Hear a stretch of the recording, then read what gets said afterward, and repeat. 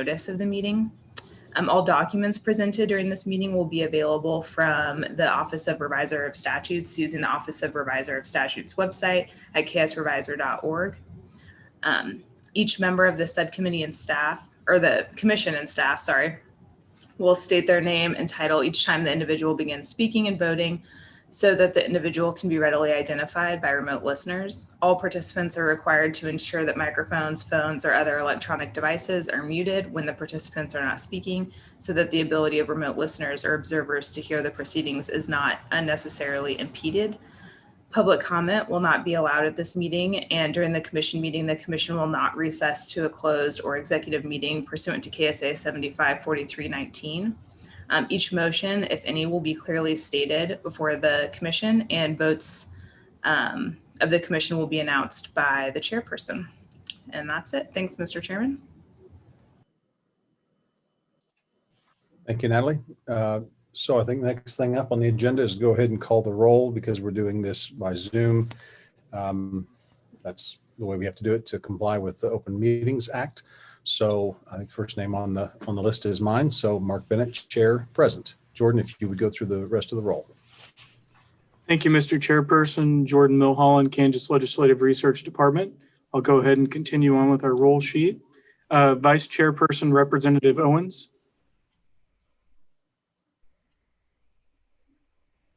Senator is present. Oh, Representative Owens, did you note your presence? Yes, can you hear me? Sure can, thank you. Yes, sorry, my apologies. Hello. Not a problem. Senator Haley? Yes. Thank you, Senator. Senator Wilborn? Representative Finney? Present. Thank you, Representative. Chief Ackerman? Yes. Thank you, Chief. Jennifer Basinger? Here. Thank you. Judge Brown? Here. Thank you, Judge. Sheriff Carr?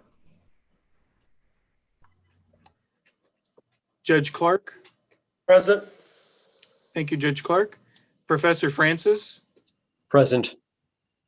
Thanks, Professor. Chad Harmon? Present. Spence Cohen? Here. Thank you, Spence. Tabitha Owen? Sylvia Penner?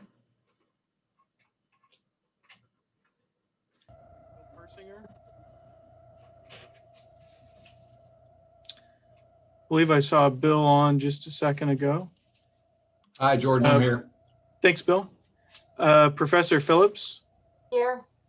Thanks, Professor. Pastor Robertson? Shelley Williams? Here. Thanks, Shelley. General Schmidt? Yes, I'm here. Thanks, General. Executive Director Schultz? Here. Thank you. Secretary Zmuda? Connie Bonner? I'm here. Thank you. Robert Gallimore? I'm here, Jordan. Thank you. Myself, Jordan Milholland, is present. Malaysia Shagun? Present. Thank you. Jenna Moyer? Natalie Scott? I'm here. Thanks, Jordan. Thank you. Jason Thompson? Here. Thanks, Jason. I also noticed there were several folks attending from the Council of State Governments. Patrick, I'll recognize you to let us know who's here from CSG, if that's okay. Yep, thank you, Jordan. You have Patrick Armstrong, Carl Reynolds, Josh Gaines, Celine Bianco, Jennifer Casella, Erica Nelson, Greg Halls, Laura Vanderluck, Sarah Wurzberg, and Rachel Druckhammer. Thank you, Patrick. Is there anyone here that I might have missed or any members I didn't note their presence earlier? Jordan, this is Sylvia Penner. Thank you, Sylvia. We'll note you as present. Are there any other folks I might have missed? Okay, I'll turn it back over to Chairperson Bennett. Thank you, Jordan. I note also in the agenda, there's a issue of minutes to approve.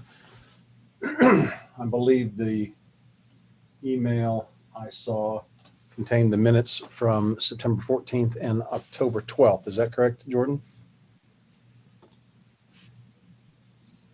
I believe so, Chairperson Bennett. So just to double check, you said the minutes of October 12th and September 14th. That's correct. Okay. That's what we're voting, or that's what we need to approve today? That's what we've submitted for committee review. Okay. Any discussion from any of the members of the committee as to we'll start with the September 14th, 2020 minutes.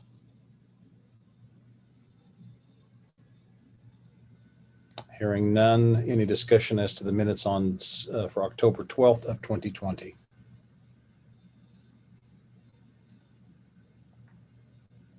Hearing none, I'll take a motion as to the minutes for, I think we can do them both since there was no comments, as to approving the minutes for September 14th and October 12th of 2020. Chairperson Bill Persinger here from Topeka. I'll make a motion. Do we have a second? Jennifer Basinger. Jennifer, Ms. Basinger's our second. Consistent with the way we handled the last meeting, I think to comply with Open Meetings Act, we need for a roll call on all votes. So my vote as chair, first one up is aye. Jordan, if you would go through the roll call.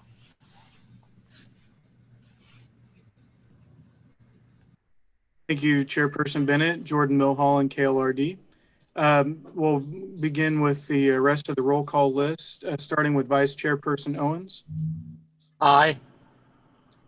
Senator Haley. Aye. Senator Wilborn. Representative Finney. Aye. Chief Ackerman. Aye.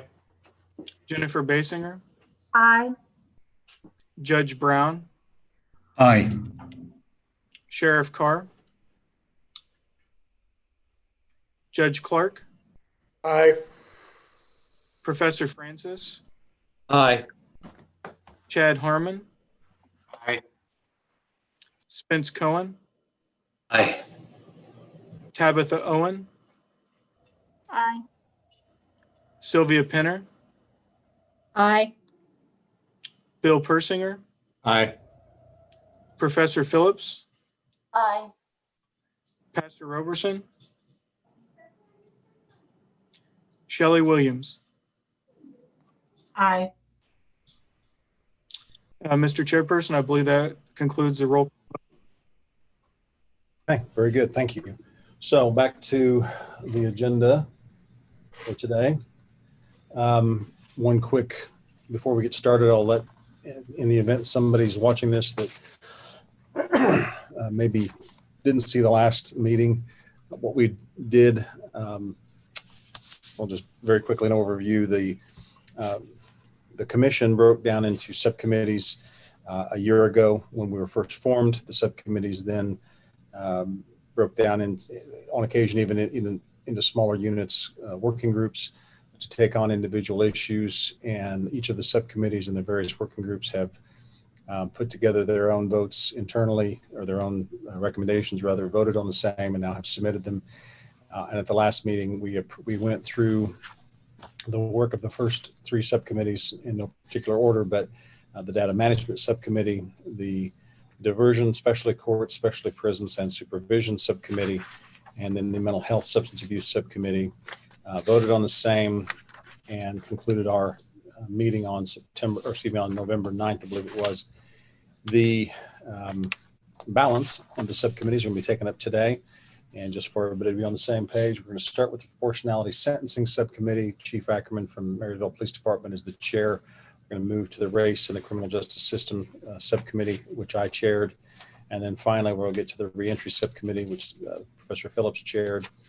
And what we'll do, consistent with the vote we just did on the minutes, and consistent with how we did things the last meeting, which I think worked fairly well, given the volume of stuff we have to go through, We will go through each subcommittee, take up any discussion. If there's anything that's of a controversial nature or something that we don't seem to have consensus on, we may set that aside for the moment, have a roll call vote on the things we do agree on, and then take up anything else and do it in that fashion per subcommittee. And then we'll move on to the next and the next until we're done. So that's the 30-minute and 30-second overview of how we're going to proceed today.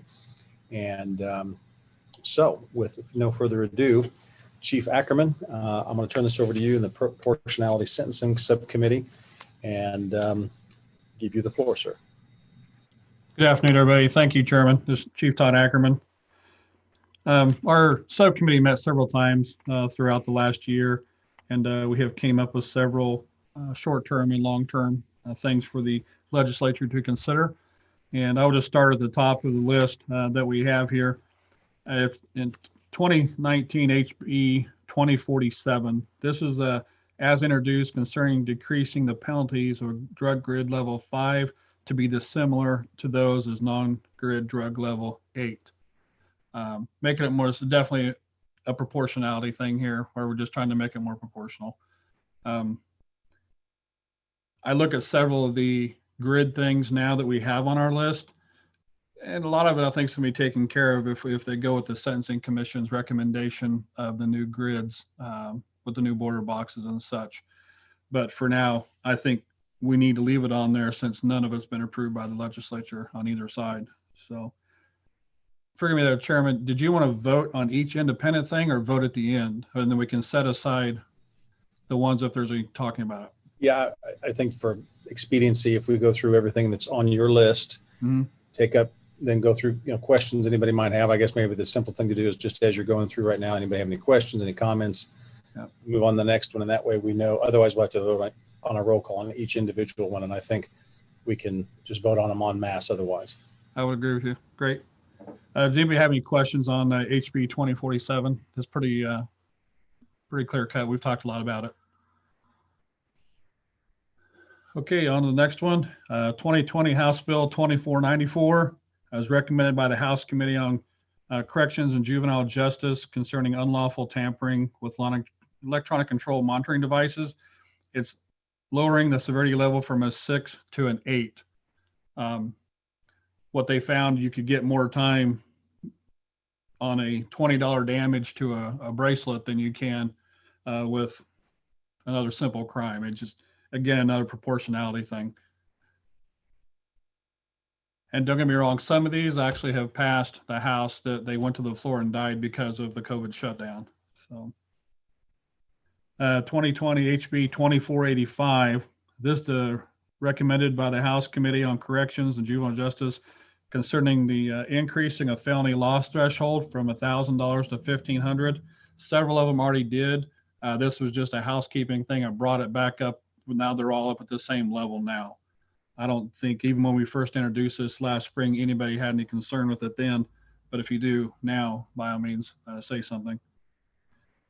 2020 House Bill 2518, it passed the House 125 to 0 already. And concerning including prior convictions with a domestic violence designation as domestic battery qualifying prior convictions. I think passing 125 to 0 in the House pretty strongly is probably going to do okay coming on down. 2020 House Bill 2708 as passed by the House 125 to 0 as well concerning the implementation of pretrial substance abuse programs. This is if they enter a diversion agreement to go into substance abuse treatment as well. And again, if it's passing the House at 125 to 0, I would assume it's hopefully not going to have any issues. And this also will hopefully help for our recidivism rate as well. 2020 House Bill 2469 as passed by the House 120 to 5 concerning implementation of expanded compassionate release program.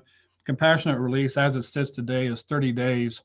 If they get a sign off from a doctor that they're going to pass away within the next month, to get them out the problem they were having, it was taking 30 days to get the paperwork through the proper channels to get it completed. So now this will stretch it to 120 days and to make it worth the paperwork to get them back out. Does anybody have any issues with the compassionate release program? Okay. 2020 House Bill 2484, as amended by the House Committee on Corrections and Juvenile Justice, concerning early discharge for nonviolent drug offenders upon completion of 50% of the sentence. I know there's been some kickback, I know from law enforcement side on that, because we know what they're in prison for the for the drugs, nonviolent, but was there a violent charge and it was a plea bargain? You can look at it both ways. We can look at it, we really need to find out, but you may never find out because technically they weren't convicted of it. It wasn't part of the plea, so it didn't happen. But they could look as it happened. I could see we could get a little pushback on this, but I can see where it'd be definitely a good thing for getting prison beds open to maybe some of those people that don't need to be in there that long anyway. So anybody have any words on that or anything?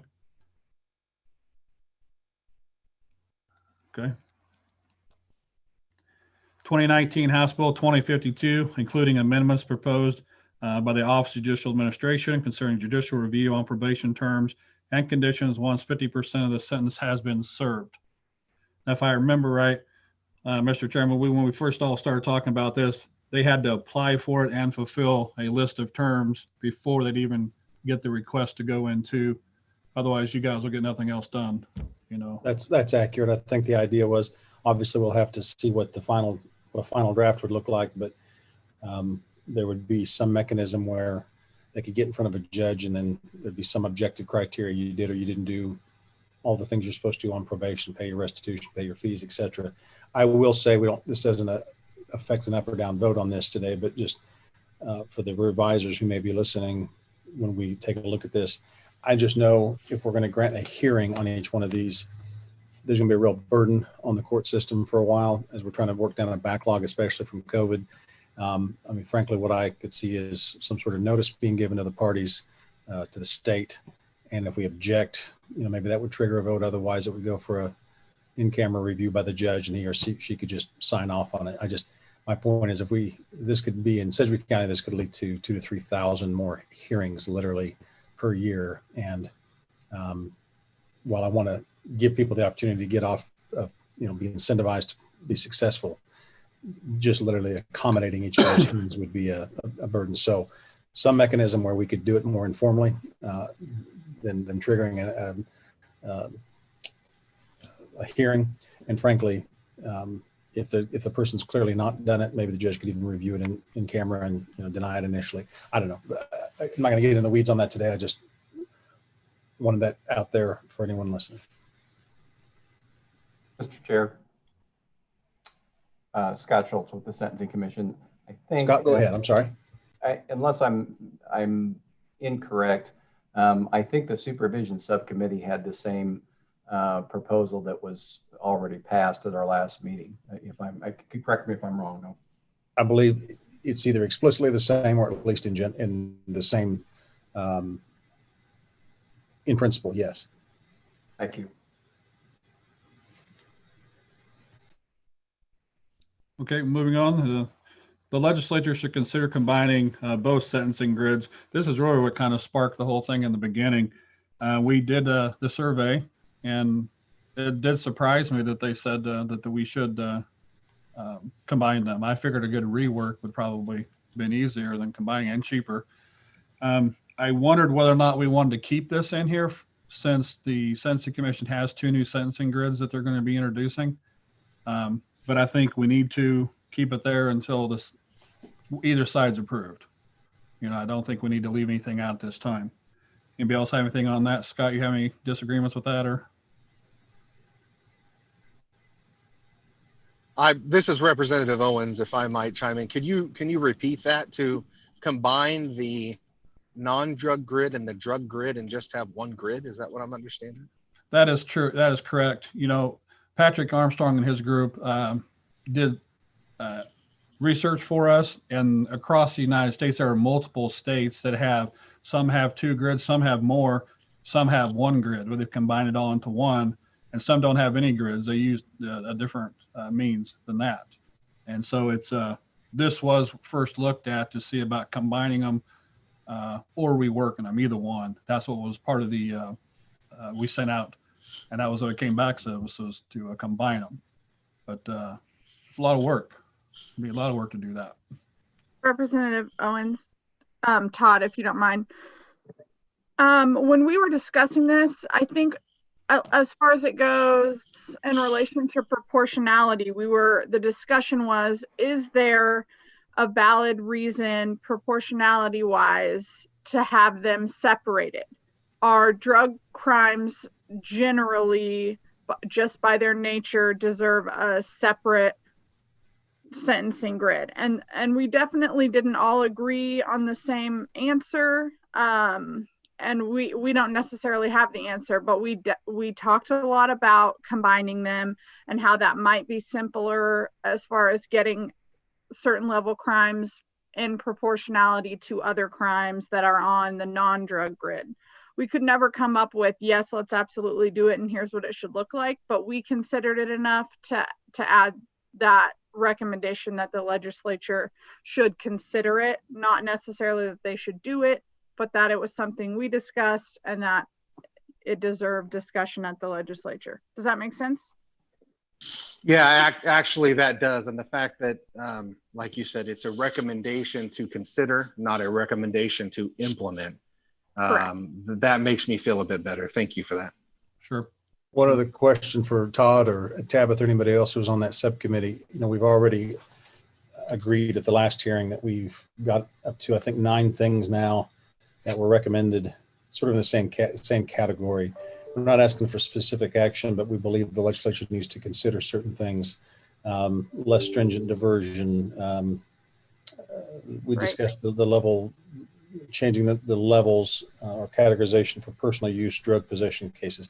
But what we've done is put this in a category of things that the legislature might want to consider, or reasons why this commission needs another year to continue to go through these. So it may be a theoretical question more than a substantive one, but I guess the question is this particular subject, this notion of combining the 2 grids, is it something we want to say we're giving it to the legislature, or this is something that deserves further analysis and we'd be willing to do that if we get another year?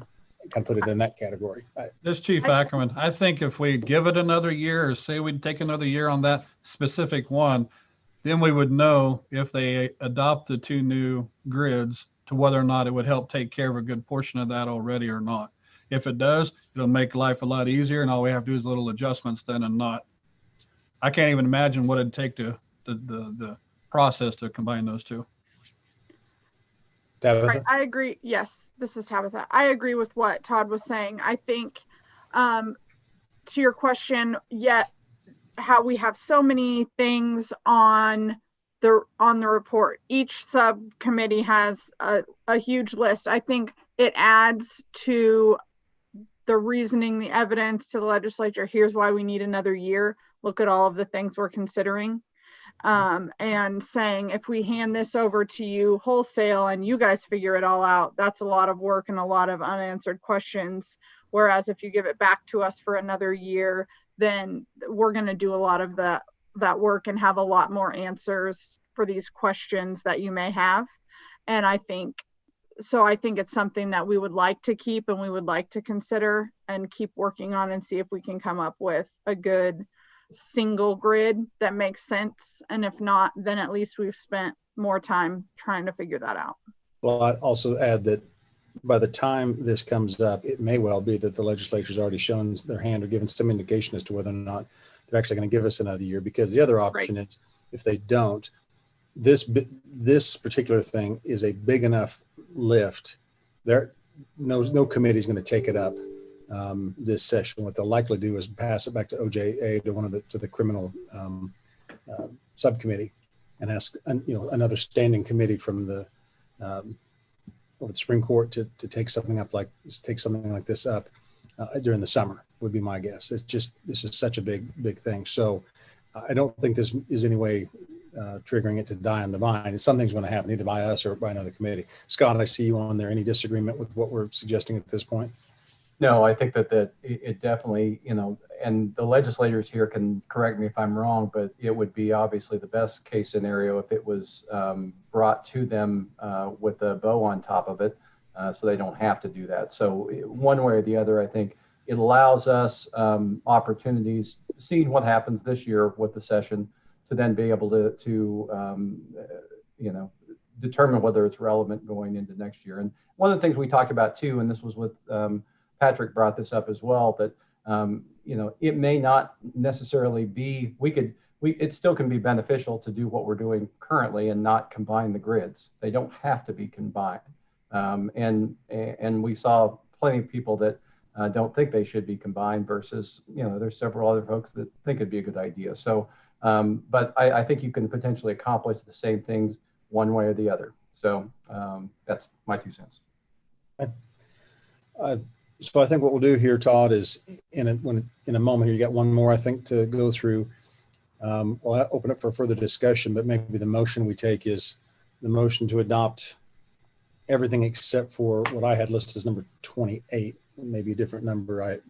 But at any rate, the one concerning the combining the drug grids, or combining the 2 grids. Move for the balance to be endorsed as recommendations of the subcommittee and now as the commission. And then with the caveat that that one recommendation be included instead in the final paragraph concerning bases for the commission to get an extension of time. Okay. So with that, go ahead on with I think you got one more. The Council for State and Government Justice Center recommendations adopted by the Proportionality Sentencing Committee concerning the violent crime sentencing and victim assessment should be considered by the legislature. They actually have more than this. This is what we got in time. Let's see.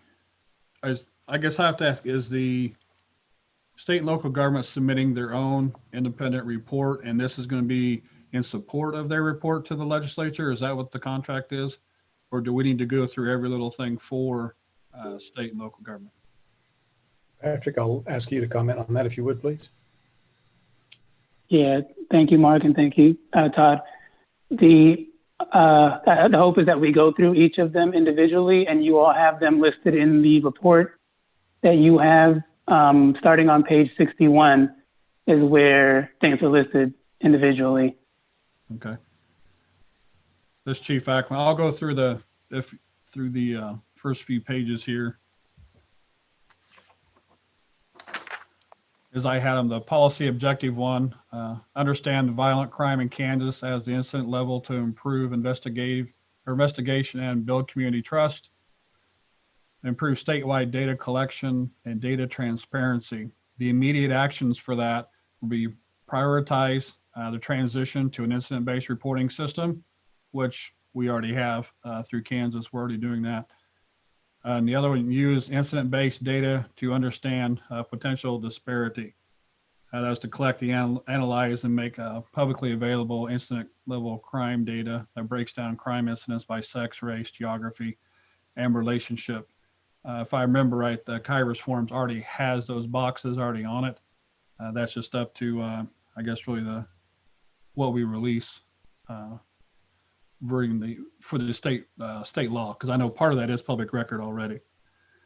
Long-term goals: support local law enforcement, prioritize the ability of local and state law enforcement agencies to collect and report incident-based data through funding and technical assistance. Policy objective 2, expand diversion options available to prosecutors and judges. Build on Senate Bill 123 infrastructure to encourage more prosecutor diversions to certified treatment and provide treatment to more people before they commit more crimes. And adopt deferred adjudication, providing a judicial diversion option as the last opportunity to resolve a case without a criminal conviction. Let's see, 3. Support collaboration, use incident-based data to guide intervention strategies appropriate to geographic regions and to foster cross-jurisdictional collaboration. Policy objective 2, hold people who commit crime accountable and ensure they receive interventions needed to change their behavioral and not reoffend. Seems to be the biggest part we're trying to fix here is recidivism. Hold people, let's see, our immediate actions to disallow anger management programming in cases of intimate partner violence, replace anger management in these cases with batterers intervention programming. Require the BIP assessment and programming at the time of the first offense.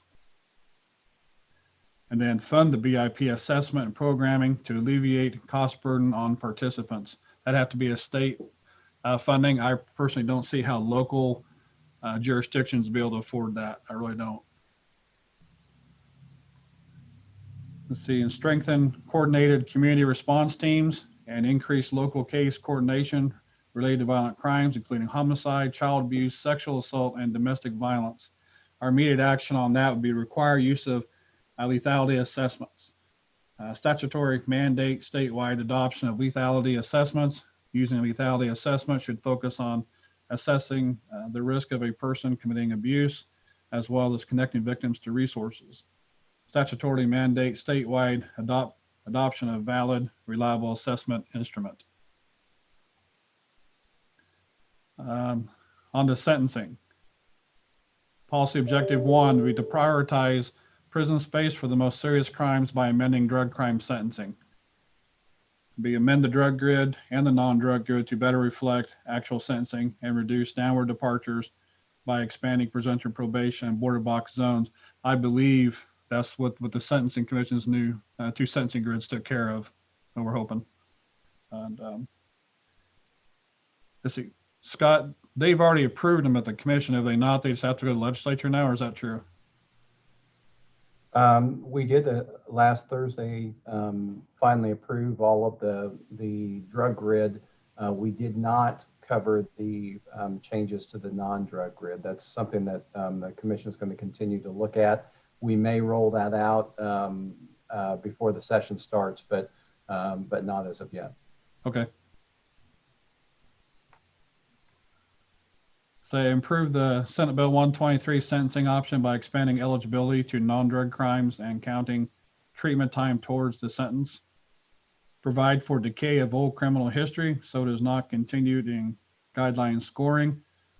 There would have to be a matrix or something on that. You can't just drop everything in the path. That's just my opinion only, but it would definitely take some discussion on that. Provide for jail or Senate Bill 123 treatment for marijuana sentences that currently are eligible for prison. And House bills or summaries when applicable. Oh, those, never mind. That was just some notes you put on there. So those are the requests from the Council for State Government Justice Center that we had already put through the committee. I do know that there were more, but we didn't have enough time for another committee meeting, so I did not put them on there at the time. So that is all I have. And Todd, yep. This is Patrick Armstrong, Council of State Government. On that last page you were reading, on page 63, there are a couple of victims-related policies as well for immediate action. 1, 2, 3. I count 3. Let me look them up here.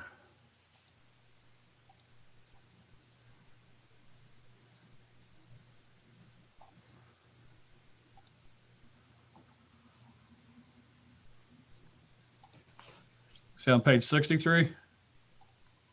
That's correct.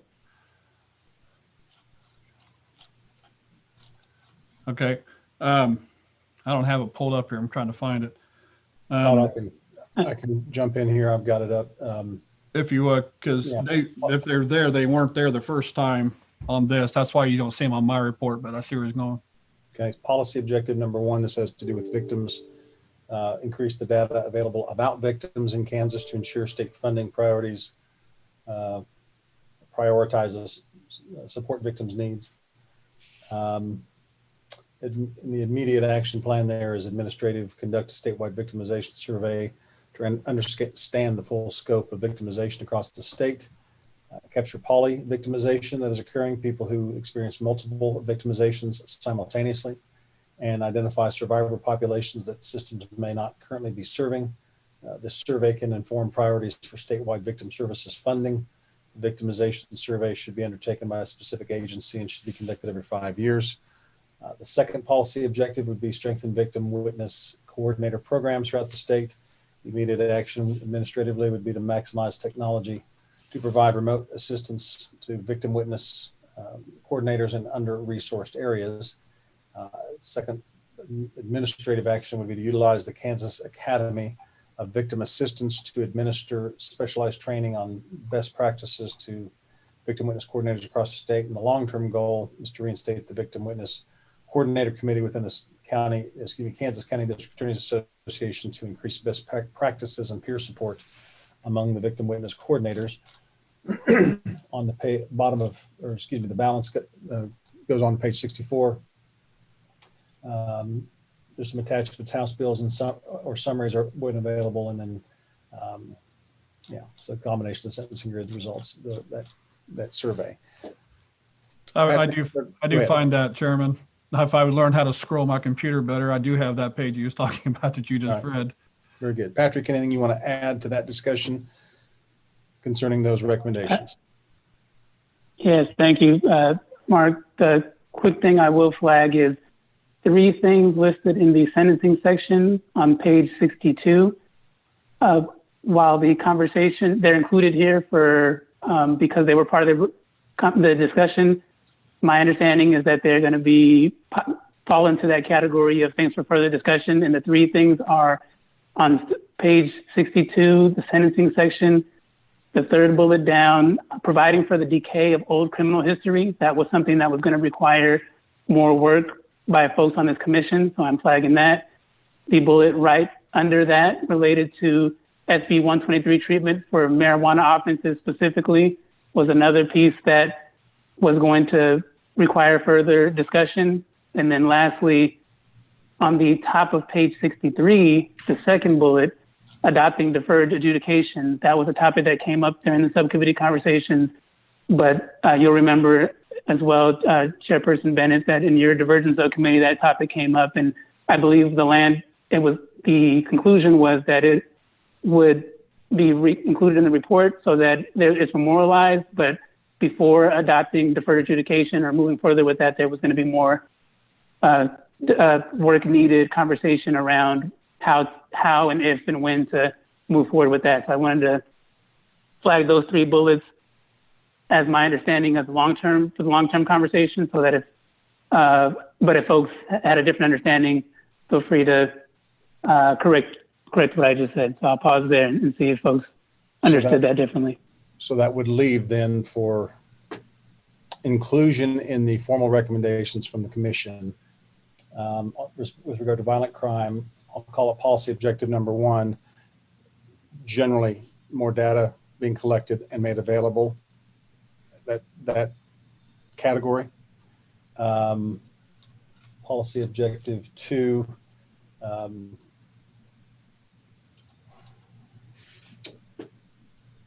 holding people accountable who commit. Now let's see here. I'm trying to come up with a way to put this. It's has a lot to do with, and I should back up here. The Council for State Governments is working at state level. You're also working at individual, more local level. I know for a fact your organization is working with Wichita Police Department, for instance, to identify what our needs are.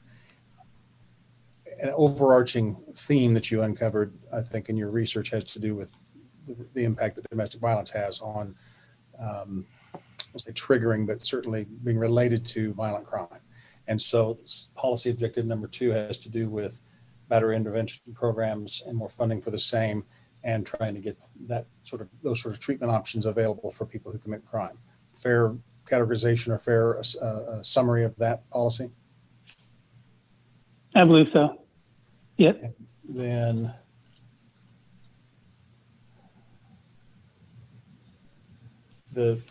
it joined several other subcommittees talking about the Senate Bill 123 being expanded, the use of that being expanded.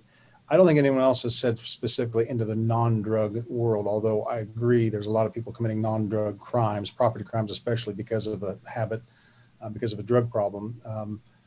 I know that Scott and others in the legislature may have some concern about that, only because if we expand it too broadly, the funds may not be there. You know, it's going to take a little while to prepare for that, but that's one of the final policy objectives that I see there.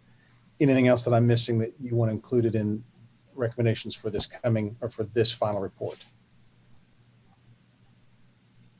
That's all, Chairperson Bennett. I also flagged that, as Scott mentioned earlier, the Sentencing Commission did not take up the non-drug grid yet. So as part of the conversation today, I believe this commission is voting on both the drug grid and then separately on the non-drug grid, which you all should have the attachments to those to see the specifics of the changes there. Okay. We're just clarifying. Todd, or anyone for that matter, any questions for Todd, for Patrick, any comments or discussion from anybody on the commission? I just got one thing, Chairman, on the proportionality side. What we're trying to do here overall with recidivism and everything. I appreciate that article you sent out about where the other state is doing what we are doing now. They've already done, and this is where I really stress to our legislature: you got to get a big chunk of this, or somebody's going to be writing an article about us, and you have our support by all the way to do it, and I think you'd have our association supports as well to get this done, because nothing worse is beating a dead cow. And this way, I think by supporting it and getting the legislation to do, not just even this year, but if we just set it priorities over the next couple of years, somebody won't be writing an article about us. I really believe that. So that's all I have. Yeah, anyone else on the commission want to address? So the first portion of the first part of the proportionality subcommittee's recommendations, of course, are the ones Chief Ackerman already went through. A lot of them Senate bills that have already had some life at one point or another. Seems like we've got a consensus that we're going to hold off on making a formal recommendation that to join the two grids. That's something we're going to use instead as an explanation for something we need to continue to work on as a commission. And then this leaves us with the recommendations set forth in the Center for State Government's recommendations, which a little bit more to unpack there instead of just a general thing. There's a lot of details. But anybody have any questions about, we got Patrick here, Chief Ackerman, anybody have any questions about any of these specific recommendations from the Center for State Governments, or for that matter, anything else in the subcommittee's recommendations? Mr. Chairperson? Yes, Spence. Hey, this is Spence Cohen with the Office of Judicial Administration. You had mentioned when Todd was talking about Senate Bill 2052 and the 50% automatic hearing. Is that something that I wasn't clear? Is that something we'll also be voting on today, or was that something you said would be pulled later? No, I mean, we can do this whatever kind of motion we get, but my expectation would be what I've got here, what I listed, and I pulled from the summary that Jordan and Bob and others put together. And I put this in, I had to do a presentation to Senator Wilburn's joint subcommittee last week. So using this as a template, so I'd already had it in hand, that's what I'm referring to. But by my count, it's number 27 maybe I'm wrong on that. But at any rate, it's under the proportionality sentencing subcommittees. And everything else, all the other, House Bill 2047, 2485, all the way down to 2052, I believe we are going to have a motion saying, let's, thumbs up or down vote. I think we're going to have a vote to take the motion to move the two grids into one and table that, have it say it's been recommended, but we want to work on that for another year. And then that leaves the Center for State Government. So two ways we can do this. Just an up or down vote on the things that Todd's already talked about, with the caveat we'll move the joint grid for next year, and then take up in more detail the Center for State Government's recommendations, since they're a little bit more detailed there. Or we can do it all at once, but I want to hear from anyone else. I want to make sure we've had proper opportunity to vet all of these, especially the stuff from the Center for State Governments. I would just like to make one comment just specifically to that bill I mentioned, the 2052. And I appreciate that, Todd, that you guys included the amendments to that OJA had requested that'll help alleviate some of the fiscal impact. But I do know, and I'm just going to simply state what was presented last year, the fiscal impact that could potentially give the courts or the Office of Judicial, well, it'd be the judicial branch, that it could potentially create an additional 17,000 new hearings a year, which could give an annual cost of anywhere between $385,000 to $489,000 per year to be able to do those hearings. So I think the amendments that OJ has asked for that you included or with your recommendations, that will help. But I did just want to note that there would be a fiscal impact on that. Thank you. Thank you, Spence. Anyone else have any comments about anything thus far discussed by the Proportionality Subcommittee?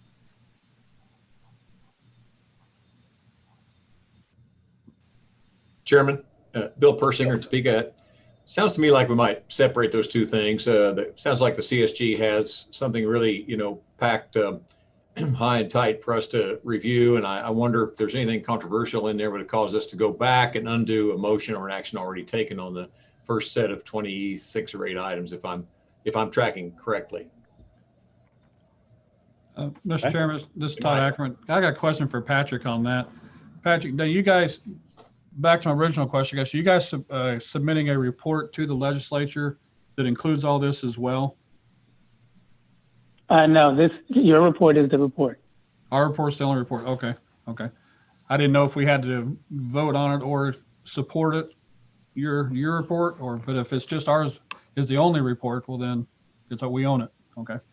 Well, I'd also add this. I mean, the report from the Center for State Governments, I think, will be attached as an addendum. Now, whether we endorse it individually at line by line is another matter, but the legislature will at least see, as they'll see all the reports from all the subcommittees, whether we voted to endorse each individual line item within those reports. So, but that way it's at least there. And I guess I'm not, just for everybody's edification too, there's nothing that would stop a legislator from looking at this and saying, whether the commission agreed to it or not, I like something that was in that. I'm going to go ahead and be an author of a bill that endorses that particular thing. So it will be it will be in the public record, it'll be in the world, but we have to give it our imprimatur if we want to have it be a formal recommendation.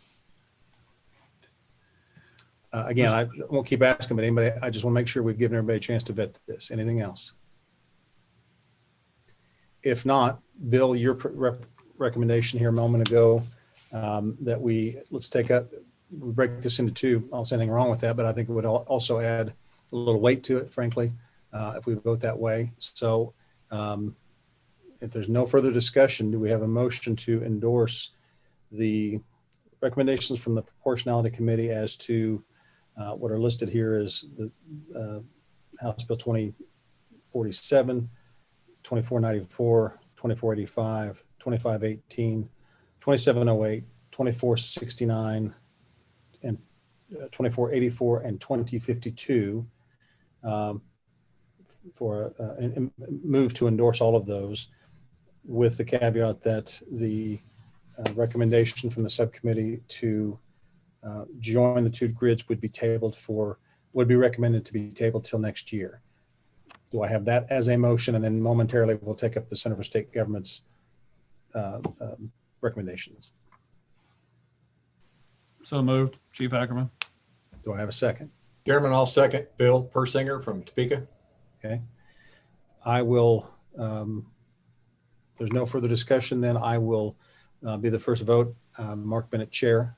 Aye. And Jordan, if you'll go through the roll call as to that vote. I should ask one last question. Jordan, do we have enough clarity here for the folks making the report here momentarily? They're going to start this tomorrow. So are you clear on what it is we're voting on, Jordan? Thank you, Mr. Chairperson. Jordan Milholland, KLRD, just to double check one more time while we do this. The motion is to vote to approve the legislation recommendations as we've just discussed them, and also pulling out the sentencing grid combination question. So that would be included with the other topics we had set aside last meening correct in that last paragraph that we discussed. As saying this is something we'd like to study for the next year. Here's here's these topics that we'd like to study. And just to be very clear, what you're, yes, as to the combining of the two grids. Right. The balance would be a vote for approval. Okay. And we're not taking up the CSG with this question. Correct. We'll do that momentarily.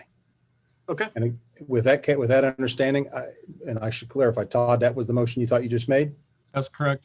And Bill, the motion you thought you seconded? Concur. Okay. Mark Bennett, Chair, aye. Thank you, Mr. Chair. I'll continue with the roll call vote. Vice Chairperson Owens. Aye. Senator Haley. Yes, I think I'll abstain on this, and that these are going to come before us. I'm supportive, but for procedural, we'll abstain. Thank you, Senator. Representative Finney. Aye. Chief Ackerman. Aye. Jennifer Basinger. Aye. Judge Brown. Aye. Judge Clark. Aye. Professor Francis. Aye. Chad Harmon. Aye.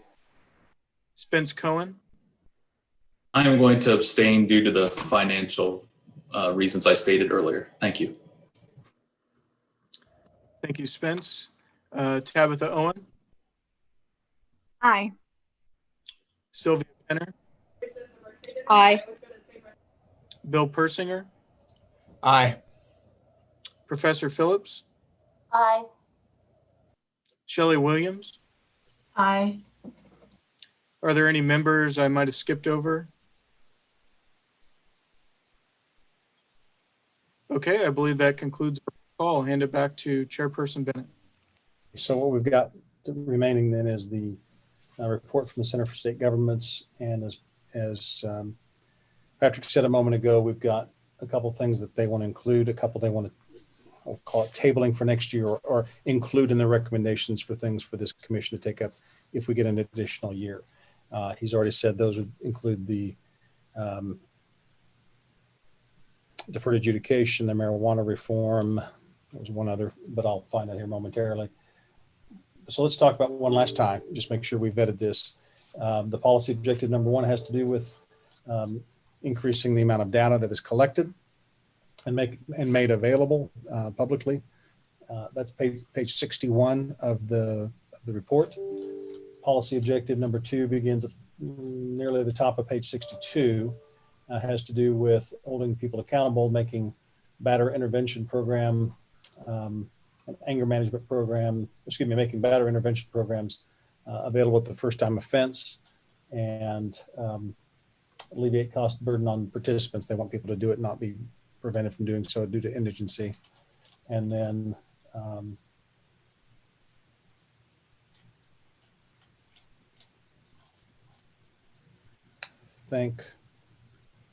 the Senate Bill 123, making that money more readily available.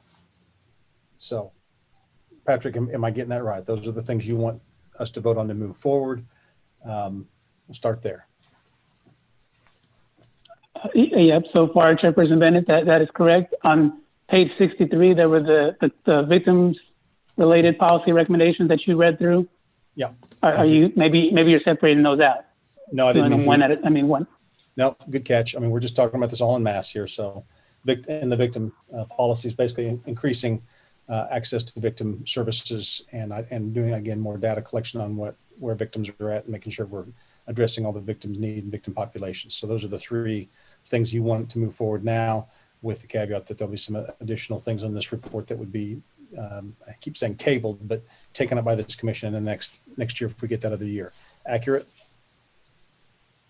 Correct. You listed those three things accurately. And then the one thing that was not included in what you just said was a vote on the drug grid and the non-drug grid. Gotcha. So any questions as to the discussion as to any of these things that we're going to be asked to take a vote on here momentarily? Data collection in general, access to batter intervention programs, victim data being collected and services offered, and then the drug and non-drug grids that were proposed in the report. Chairman, when we make the motion, do we want a motion to approve it or to support it? Does it matter? Well, Patrick, what are you looking for? What do you need? What would you prefer? Just the process. I believe the process you all have been undertaking for all the other ones is similar to this one. So if you all call that approved, then you can say approve. If you call that endorsed, you can call it endorsed. Presumably this will be all the same as anything else. Okay. I think the way Jordan has said it is approved. So yeah, we approve it. And it's really what we're talking about. Are we recommending this move forward?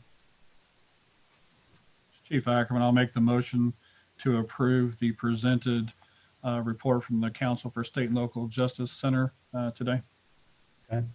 I guess one last thing I'll add, just so people know before they vote, when a final draft of a bill gets put together by the revisers, it may be because each of us represent, one group or another on this commission.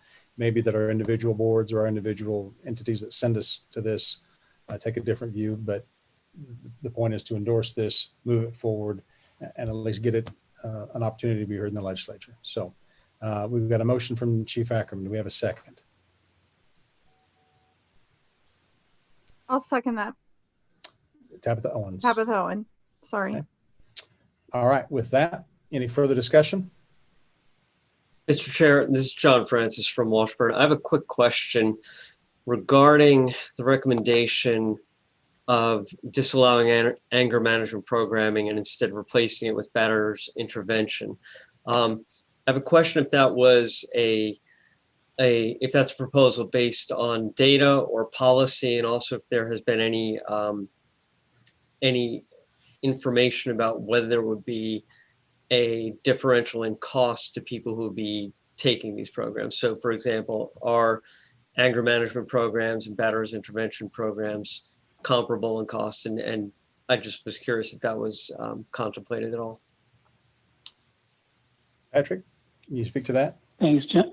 And I'm going to ask my colleagues Celine Bianco and Laura Vanderlook to chime in here if I don't articulate this correctly. But to answer your question, John, I believe the cost is different between anger management and BIP, and that I believe is part of the reason why anger management is used, but it's not as effective of a program to accomplish the objectives that need to be accomplished. So that's why the recommendation is for BIP programs to be used. And I'm gonna pause for a moment and allow my colleagues to help us make sure we have this information correctly.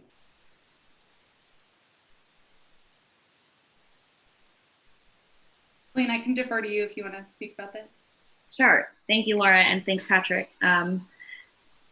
Professor, you're right. There is a cost differential. Anger management is cheaper than the batter intervention programming. However, batter intervention programming is very targeted programming looking at criminogenic risk for perpetrating violence again. There are very specific research and data that goes to show that it is much more effective in addressing violence over time, and that actually anger management is not at all effective in addressing violence against persons and violence against intimate partners, while it is effective in addressing anger broadly. And so again, that's where the recommendation came from. And we can send you that research if you're interested in seeing it, but it did go into the recommendation itself. I think you answered my question. Thank you very much. And this is Spence Cohen with court specialist for Office of Judicial Administration. I'll just say batter's intervention, just for everybody's sake, is generally a 26 to 28 week program. And anger management generally is just up to 12 weeks. So it is a significant, and it does cost quite a bit more. So it's a significant expense for people on probation to be in batter's intervention versus anger management. Okay, further discussion? Chairman, Bill Persinger, Topeka, just a quick note from the field. I would agree with everything that's been said. And, I think also the weight that a BIP would carry, not only in an evaluation but in court. And also, again, just want to reiterate the importance of treatment for victims as well. those are two very different sciences and approaches. Both are targeted, specific, and I couldn't cite them, but I know there are best practices and evidence-based substantiation out there for both. So I really appreciate the perspective on the Council of State Government and other members. Well, there's, as has been alluded to earlier, there's going to be a cost associated with a great deal of the recommendations we're making, and priorities are going to have to be arrived at. One thing I'll just say to maybe plant the seed for anybody listening is it may be impossible for the state to pay for better intervention program or subsidize better intervention programs across the state, but it may be possible for them to at least do some pilot programs, something to get the ball rolling, to show the cost benefit for a place the size of, Marysville or maybe out, where you're out in Goodland or Liberal or someplace. So we're not taking all that up now, but the elephant in the room in every conversation is always going to be funding and finance. So any further discussion based on Professor Francis's question or Patrick's answer or any of the other comments or anything else before we take up Chief Ackerman's motion and the second by Mr. Persinger?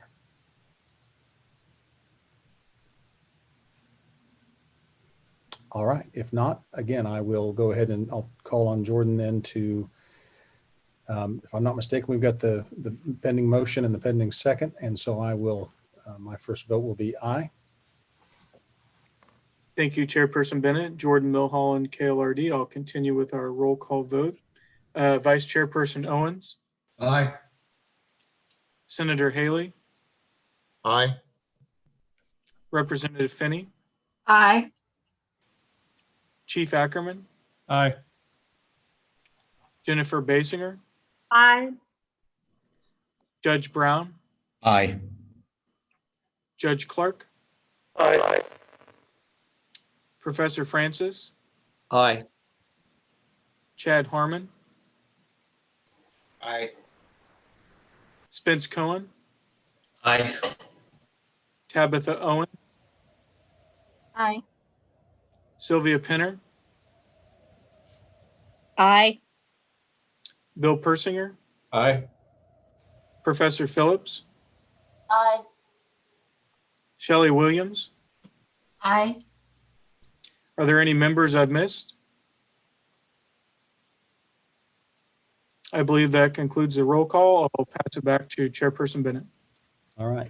Chief Ackerman, unless I'm mistaken, I believe we've covered everything from the Proportionality Sentencing Subcommittee. That is correct, Chairman. All right. Thank you. All right. It's 2:30. We can keep going here. The next subcommittee up on the agenda, at least, was the Race in the Criminal Justice System Subcommittee, which I chaired. And so I will go through the recommendations there.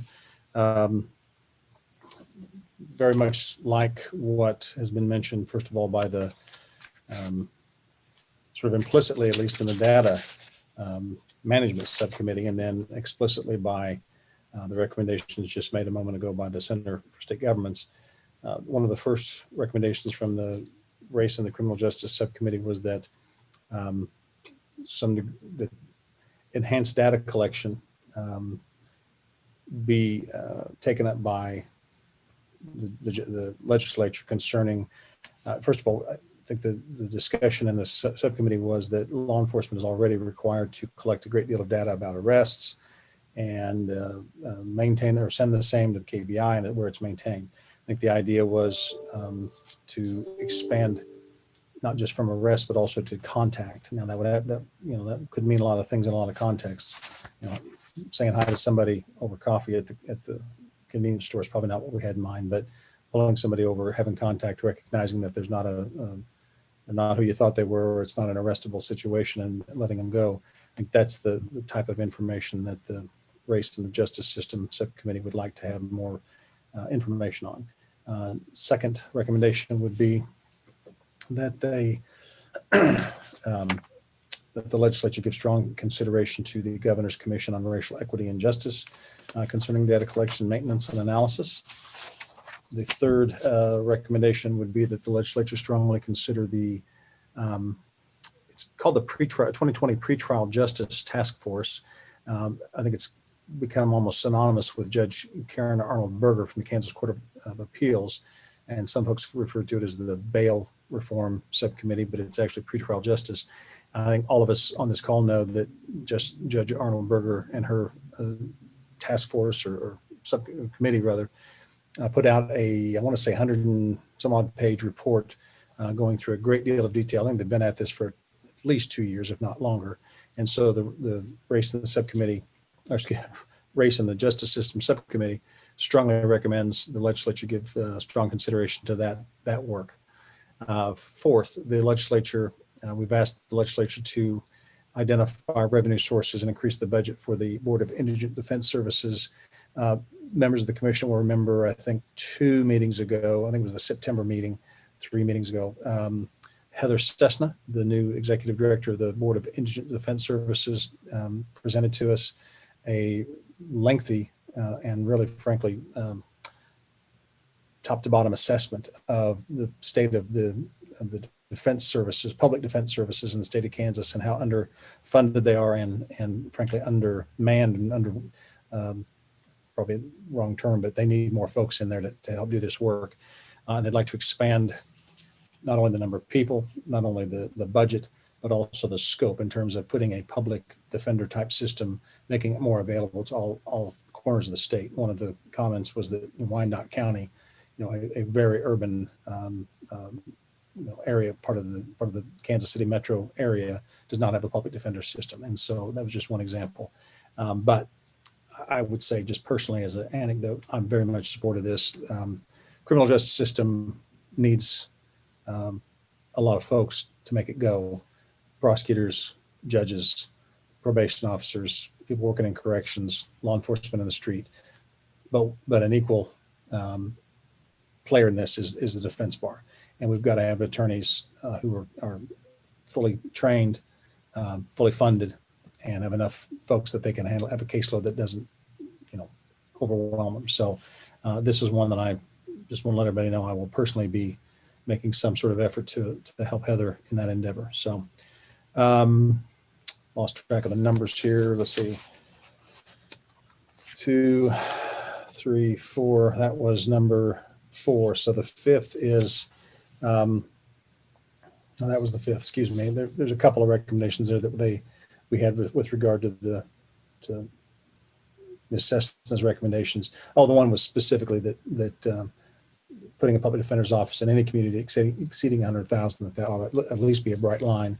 I thought that was, certainly a defensible position to take. Recommend that they also consider the report titled "A Report on the Status of the Public Defense." A report on the status of public defense in Kansas. That is again the report that was referenced a moment ago. And then finally, the final recommendation is that the legislature might want to. I mean, the governor's got a race committee going right now, but that frankly could come and go with election cycles. I think the idea was that the legislature should consider establishing a standalone legislative commission on racial equity in the criminal justice system, and including any number of folks in here, specifically public defenders, criminal defense attorneys from the private bar, K through 12 public education representatives, etc. And so those are it's 7 specific recommendations. Like I said, 3 of them are really part of one, which is the public defender recommendations. And really 2 of them have to do with data management or data maintenance as well. So any questions, and anyone else who was on that subcommittee, obviously weigh in if you have any commentary or want to add anything to what I've already said.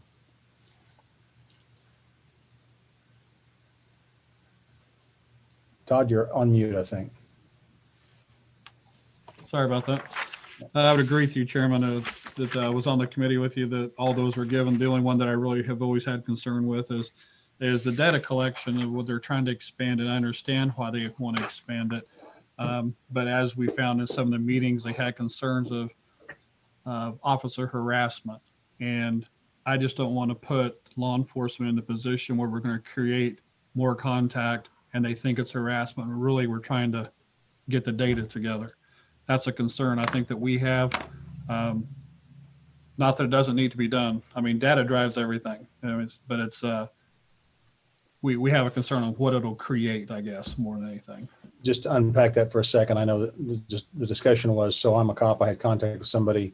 Did you see anybody over there? No. Okay, now that I've made contact with you, I need to ask you 15 questions. Mm-hmm. Are you white, black, or Hispanic? Are you, you know, and then adding on to it, people feel harassed just because you had to ask them questions. I understand that concern. Okay. Any other comments or concerns from anybody who was, again, either on the committee or just has a question for anyone who was on the committee?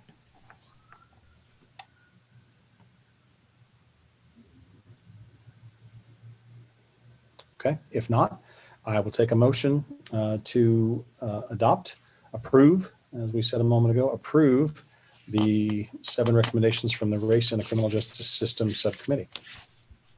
I so moved, John Francis. Professor Second. Francis moved, and I think Chief Ackerman was our second. Is that correct? I did, Chief Ackerman. Any further comment or discussion?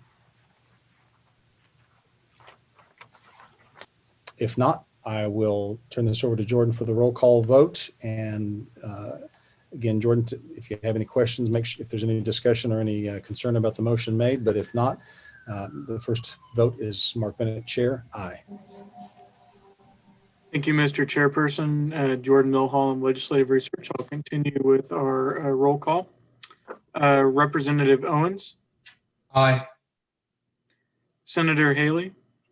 Once again, abstaining, wildly supportive of every one of them, but knowing where they go from here, I think it's best to, with the indicia of neutrality, to abstain. But very excited about the motion. Abstain. Thank you, Senator. Representative Finney. Aye. Chief Ackerman. Aye. Jennifer Basinger. Aye. Judge Brown. Aye. Sheriff Carr. Judge Clark. Aye. Professor Francis. Aye. Chad Harmon. Aye. Spence Cohen. Aye. Tabitha Owen. Aye. Sylvia Penner. Aye. Bill Persinger. Aye. Professor Phillips. Aye. Pastor Robertson. Shelley Williams. Aye. Are there any members I might have missed? I believe that concludes the roll call. I'll pass it back to Chairperson Bennett. Very good. All right. Well, we're moving along at a better clip than I might have thought. So appreciate that. Got a couple options here. It's 2:45. We were scheduled for break at 3:05. I guess my personal preference would be not to break up Professor Phillips' presentation of the reentry subcommittee. So unless anyone has an objection, if you do, let me know. But let's take about a 10-minute break right now, come back, and then we'll give the balance of the afternoon to Professor Phillips to talk about the reentry subcommittee. And frankly, I think at that point we'll be, say the old saying goes, all over but the shouting. So that worked for everybody? Okay. It is, by my clock, 2:44. Why don't we try to be back here at 2:54? It's 10 minutes, and we'll hear from the final subcommittee. See you all shortly.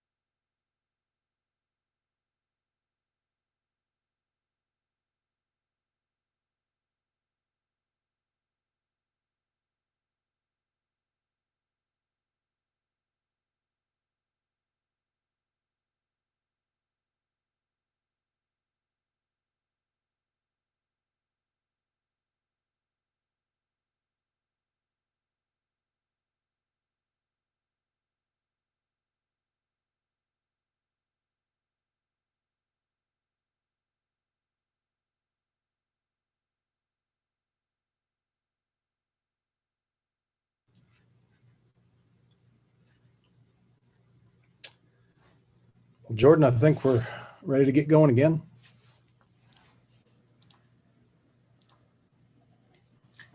Thanks, Chairperson Bennett. We can see and hear you. I think we're good to go. Okay. So we have gone through today the Proportionality Sentencing Subcommittee and the Race and the Criminal Justice Subcommittee. That leaves the Reentry Subcommittee.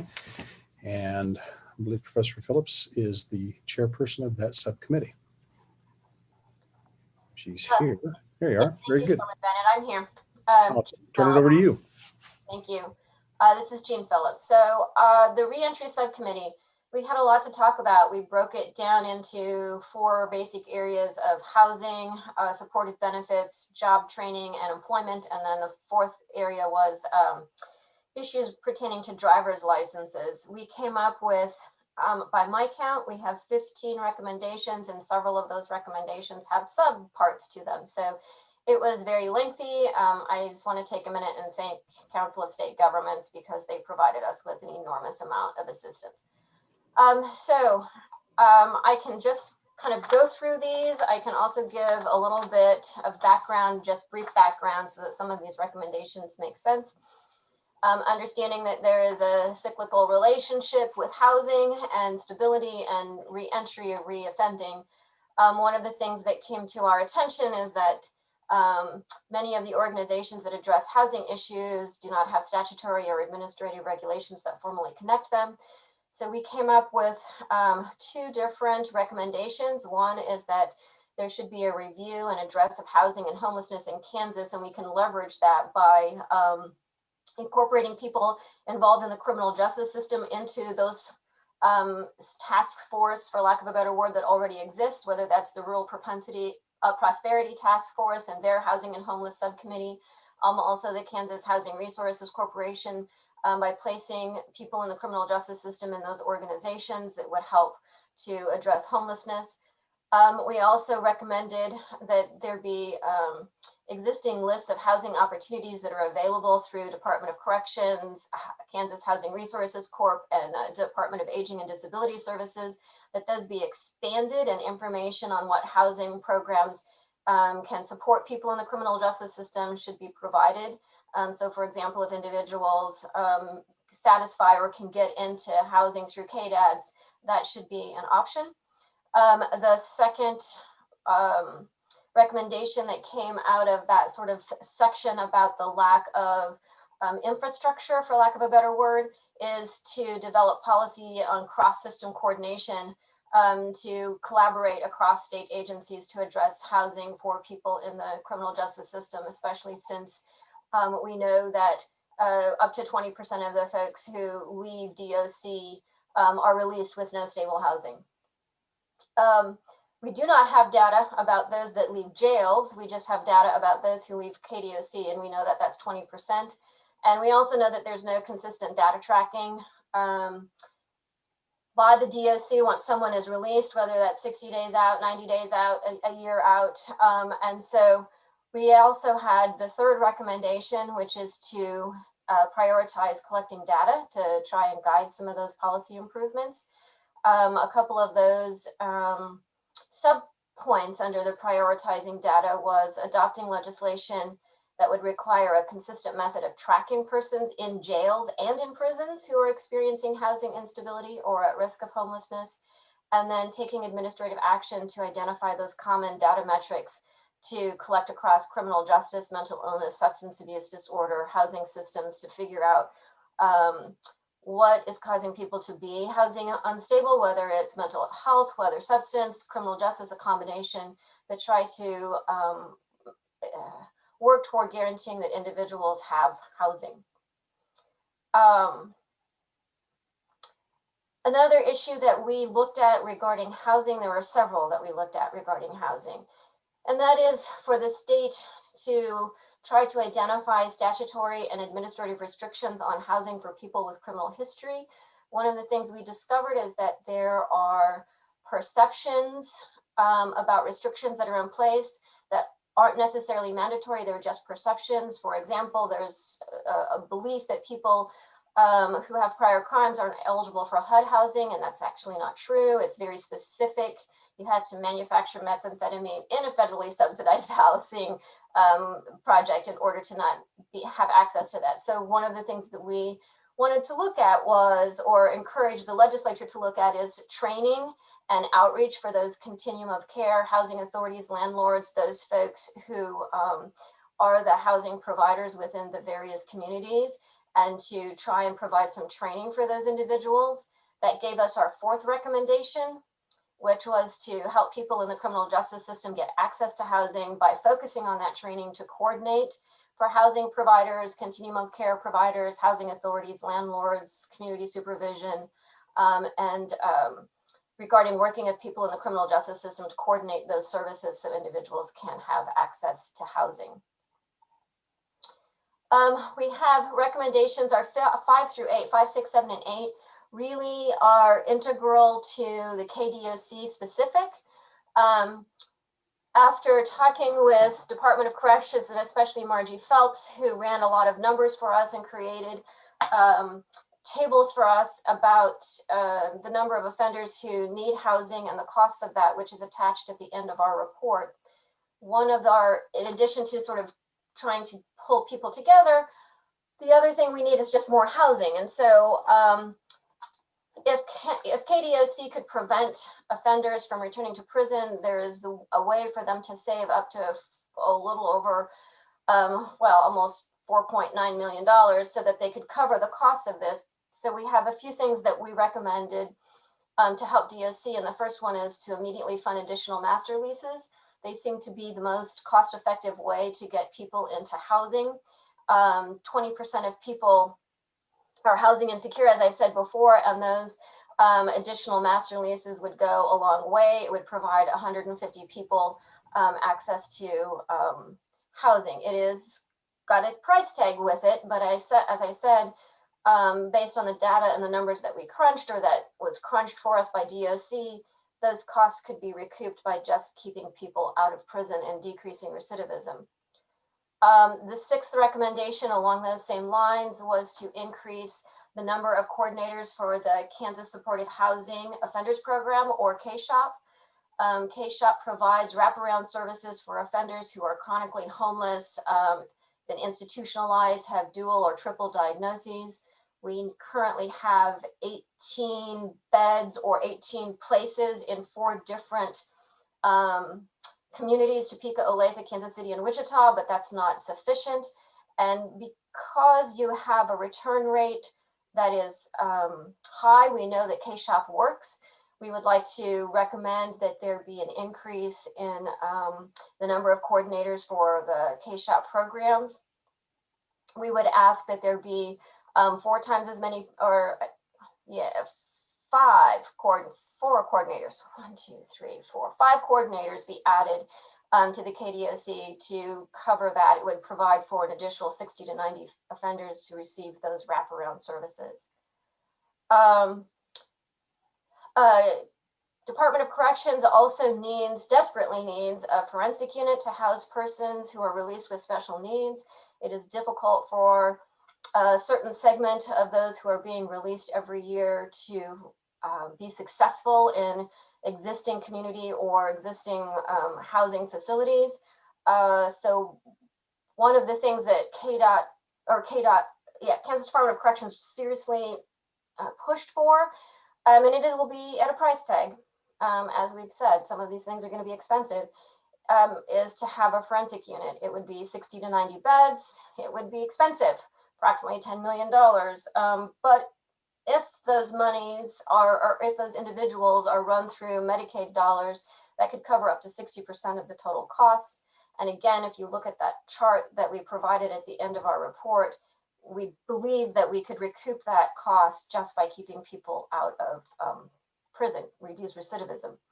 And the last recommendation that was very specific to Kansas Department of Corrections was to hire an additional individual who could gather data to track individuals 90, 180, 1 year days out from release, so that that individual, we can better figure out who is in need of care or in need of housing. Are those people getting housing?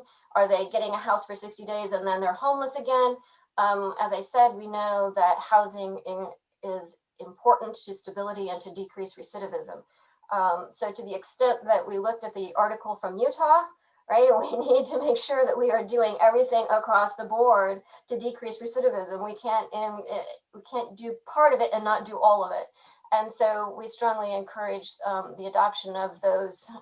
That's recommendation by my count, 5, 6, 7, and 8. So that's all we have on housing. The other recommendation, the 9th recommendation, is as regards to supportive benefits, in particular SNAP and TANF. So SNAP provides for food assistance in the form of food stamps, and TANF, which is temporary aid to needy families, provides temporary cash assistance to families who are in need. Also, those programs provide job skills training, transportation, assistance with job interviewing, clothing for job interviews. There are other things that come with those programs. Currently, Kansas participates. We have a partial ban with access to SNAP and TANF.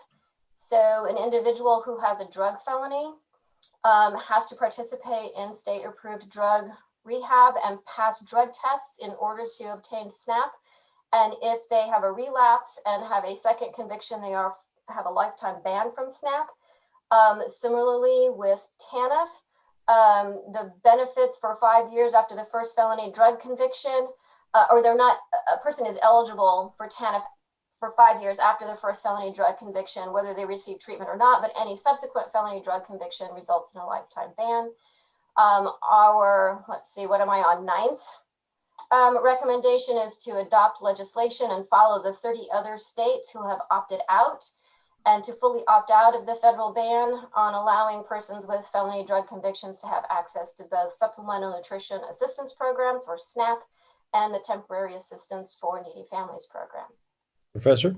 Yes. Quick question. Is there a consequence to a state for opting out of that ban? I mean, does that limit resources or anything else, or is it just we don't want the ban? My understanding is that it does not limit resources, but I could also defer to, I believe, maybe Sarah Wurzburg with Council of State Governments, or Patrick. My understanding is that it does not, we just can choose not to participate in the ban. I don't think that there's any consequence. Yeah. Okay. Am I correct about that, Patrick? And I'm just pausing for our team. Sarah, Josh, Erica. Okay, see. Go ahead, Josh. Hey, this is Josh. Yes, that's correct. There's no penalty and no reduction in funding for opting out, which is why so many states have recently begun to do that. I appreciate that. One of us will be the ones, I'm sure, carrying water for some of these, and nice to know answers that I can see somebody asking. So thank you. This Chief Ackerman, I have a couple questions on that. So this would be totally opting out of the ban to where any of them can get the assistance that you're providing in SNAP or TANF, I think you call it. TANF. Okay. I guess the only reason they had the ban or on there before was to kind of penalize them. You're not going to get your assistance unless you stay off drugs. Am I correct? That's do you see that's the reason it was on there before? I think so. Why are we taking, why don't we hold something above somebody's heads to help them, give them a reason to stay off of? And just my question here. I mean, I may be the only one that asked this question, but it seems like we're perpetuating it more than we're trying to help it, I think, by this. By all means, give assistance where needed, but why not say, okay, we're going to give this to you, but follow these guidelines? Are there people not getting the assistance that needs it, like children, because mom and dad are drug addicts, or is there an avenue for them? So this is Jean Phillips. I'm going to answer that as best as I know how, and if there is other information that Council of State Governments can provide, that would be wonderful. But here's my understanding, is that according to the research, those individuals who are food insecure, which people re-entering from prison are more likely to be food insecure, that those individuals engage in high risk behavior when they don't have access to food and access to the necessary assistance that they need. That according to that data that was gathered for us by Council of State Governments, the access to SNAP and TANF can be successful in supporting reentry and reducing recidivism by providing access to that food. And one of the things I want to focus on, Chief Ackerman, if I understood your concern, TANF provides cash assistance to families in need, meaning that cash can be spent for children who maybe need to see a doctor or need medical. So you've got some access there. And again, those programs also come with the job skills and the training and the interviewing skills to help those individuals get jobs and get back on their feet. Mm-hmm. And if I've misunderstood that, or if there's more information that Josh Gaines with Council of State Governments would like to add, but that is my understanding of what the research provides.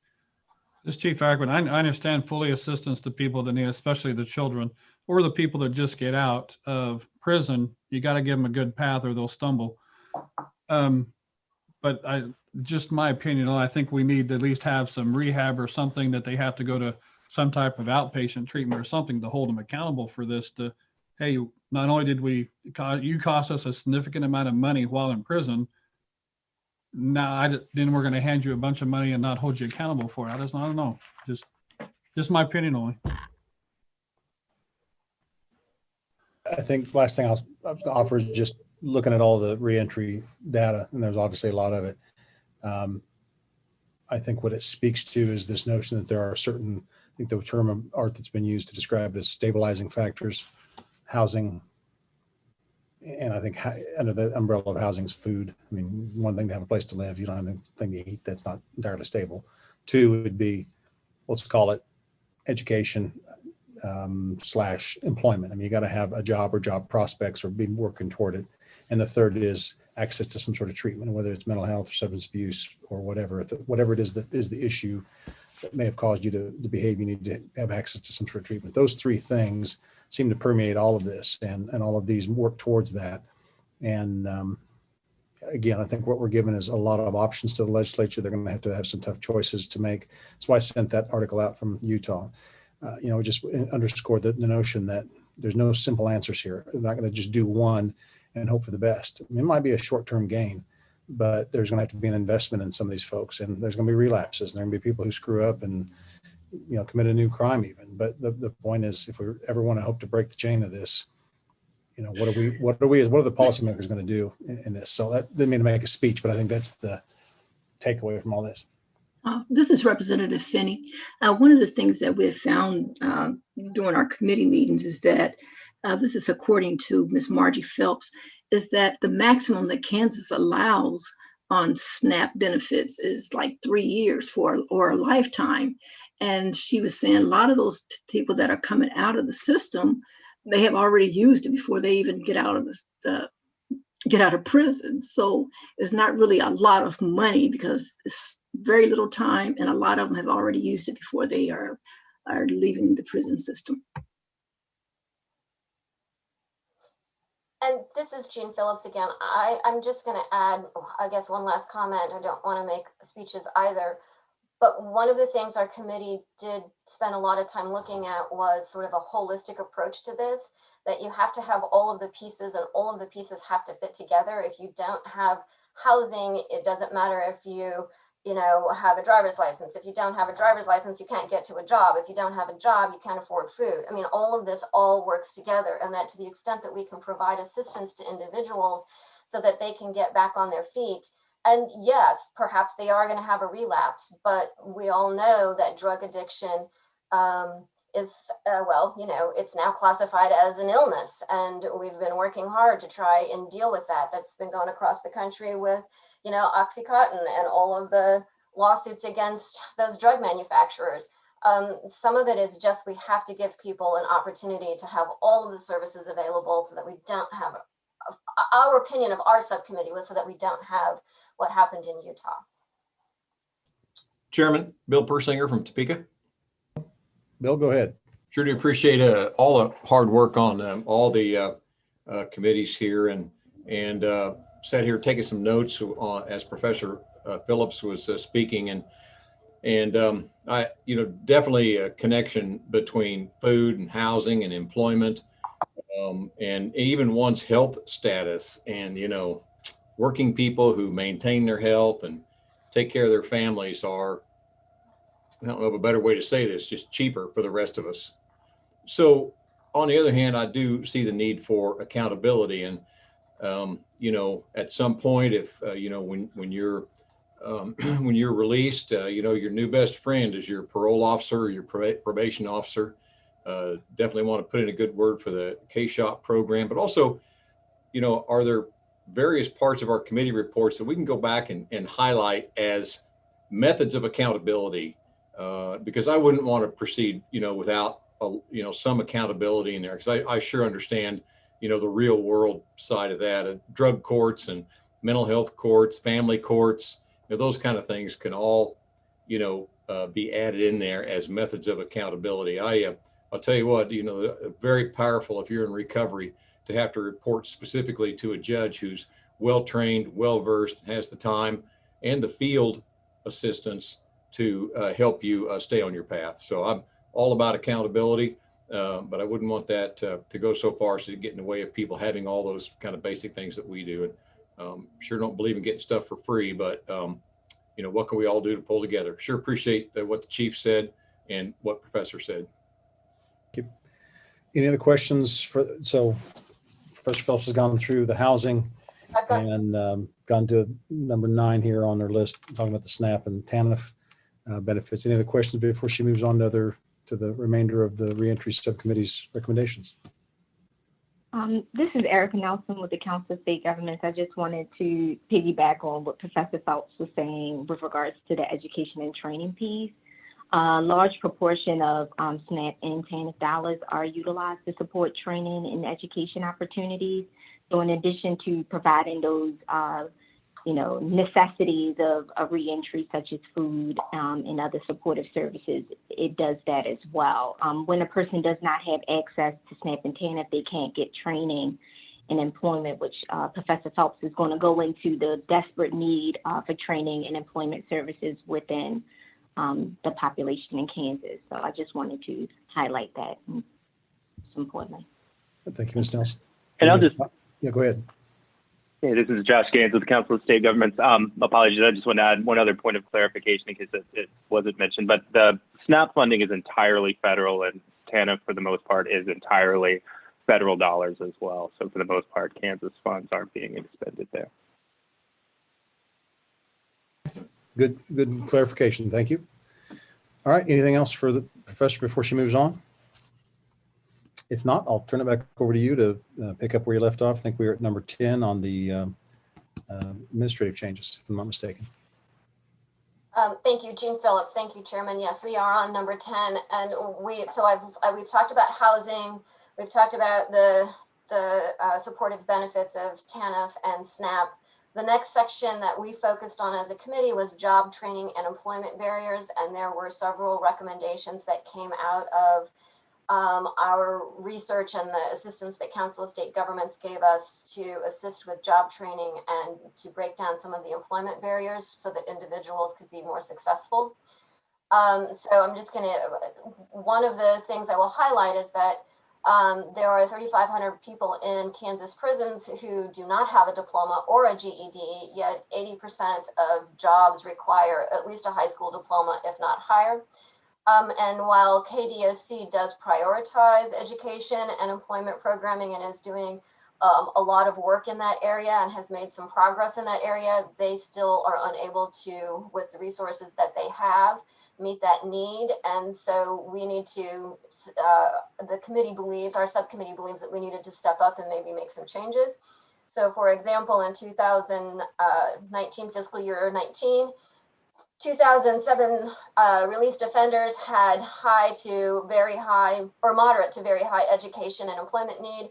And KDSC was only able to help about 32% of those people for a host of reasons.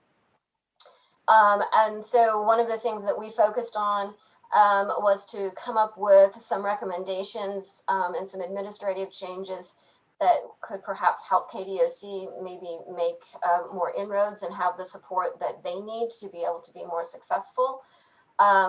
One of those is to create a streamlined process during intake for using assessment results and other information to assign people to a facility based on programming needs, interest and anticipated release dates, as well, of course, as security risk.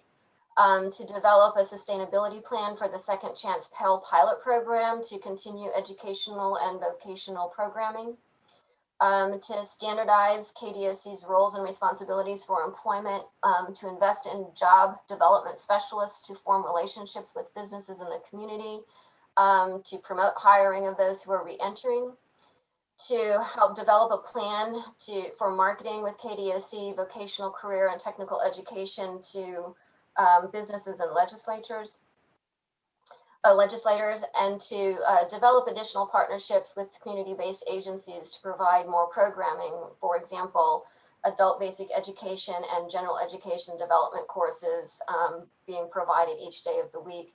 And then, of course, to just increase funding for education and employment programming and space within Kansas Department of Correction facilities. I mean, all of these recommendations that came under this heading of recommendation 10 are all necessary to help KDOC provide the vocational training and education that is important. I will note that there is I'm going to make a friendly amendment to my own report. Recommendation 11 says to adopt legislation to appoint a representative from Kansas Department of Corrections to Kansas Work State Board. That needs to be amended to be an administrative change. That was an error.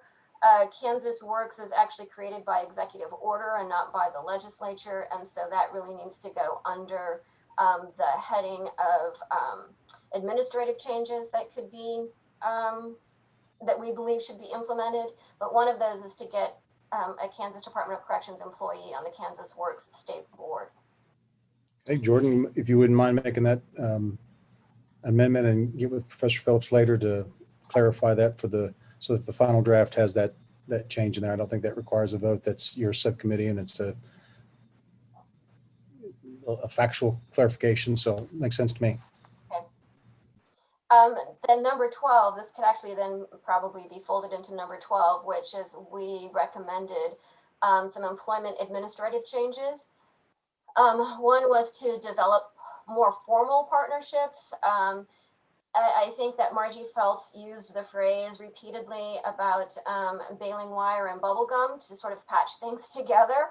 And we would like to see more formal partnerships between Kansas Department of Corrections and ks.gov, which is higher education, and businesses and all workforce boards to sort of leverage resources to help bring intensive workforce development models into scale to assist those individuals getting an education, to develop formal partnerships and information sharing agreements between the Department of Corrections and the Department of Children and Families, Vocational Rehab Department, screening people for prior to release from KDOC or at the start of supervision to try and increase employment opportunities, utilizing the Governor's Workforce Innovation and Opportunity Act, developing shared positions between KDOC, CDF, and all other local workforce boards, and to create a legislative liaison position with KDOC to try and sort of formalize some of the relationships across various agencies to increase employment-related changes for individuals. The other section is collateral consequences, but if folks have questions about those administrative changes. I wanted to hop in, Representative Stephen Owens. Professor Phillips, thank you for your work on this. One question I had, and I know this is kind of getting very specific. I had somebody reach out to me that had a prior felony. I want to say it was 10 years plus ago. But she states as a result of having that felony and never being in trouble again, she can't even be a waitress that serves alcohol. Did we dig that deep into some of these employment policies to look at addressing some of those things? We did. That is the next section on collateral consequences, and yes, we absolutely did. Okay, thank you very much. I jumped the gun then. Thank you. That's okay. Any other questions for the section just covered concerning generally employment and DOC's ability to work to expand opportunities there? Any other questions? If not, go back to Professor Phillips and start up with collateral consequences. Going directly, this is Jean Phillips again, going directly to your point, Representative Owens. Another area that we investigated regarding job training and barriers to employment was this collateral consequences. Once you have a conviction that you can't ever serve alcohol, so you can't work in an establishment that serves alcohol. One of the things that we discovered is that access to any Kansas license can be restricted by a felony conviction, right? And that there was changes in 2018.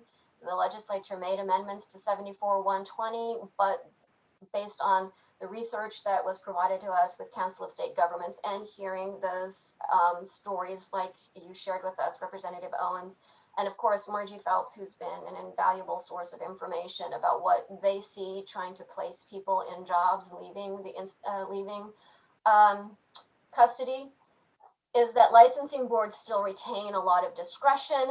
They get to determine what is directly related to duties and responsibilities. They have do not have to provide individualized consideration to applicants in specific offenses. And importantly, for our purposes, or one of the things that was really important to us, is that individuals can ask for a prospective license. Like, if I went ahead and got this education, would I be able to get this license? And those are not binding. And we also know that there are at least 11 licensing bodies that are exempt. And so we had a recommendation number 13, which was, it's labeled here as consider the Council of State Governments Justice Center recommendations adopted by the Reentry Subcommittee concerning occupational licensing. I will tell you that one of the things that we did not have time to do was to conduct very specific board research, like which boards are kicking people out, how many people are being kicked out, what's the reason that they're being kicked out. We did not have really down in the weeds research, but what we did have is looking at what other states are doing. Iowa, Oklahoma, I believe, were a couple of the states, and there's a chart that's provided at the end of our report that lists what all of the individual states are doing. So under this recommendation of considering looking at the recommendations of the Council of State Governments, there were 6 of them. One is that require disqualifying offenses to be directly related to the specific duties and responsibilities of that licensed activity, so that the individual who has a 10-year-old conviction could still be a waitress or a waiter where there's alcohol served. To require that there be individualized consideration of applicants and their convictions, that's guided by standards. Right now, there are no standards. It's really just up to the agencies to decide whether or not they want to kick them out. And we would like to see that there be some consistent standards that looks at rehabilitation, time since the conviction, as you mentioned, Representative Owens, the nature of the offense, and those relevant factors. We would like to see that there be a written reason for why they were denied.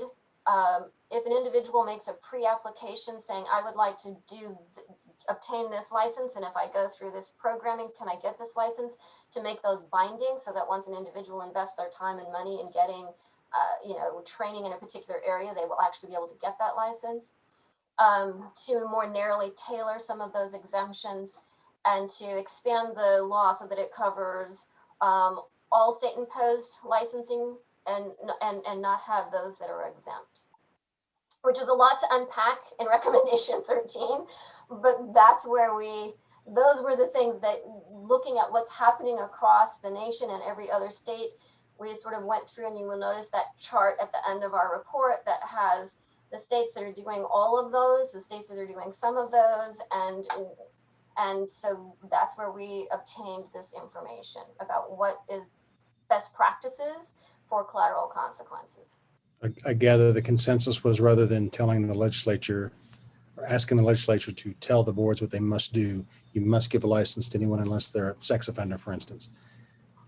The notion was give them discretion, but more guided discretion and make them be more specific, right? They have to be, why is it that this is going to affect public safety? If we give you a license, it will affect public safety.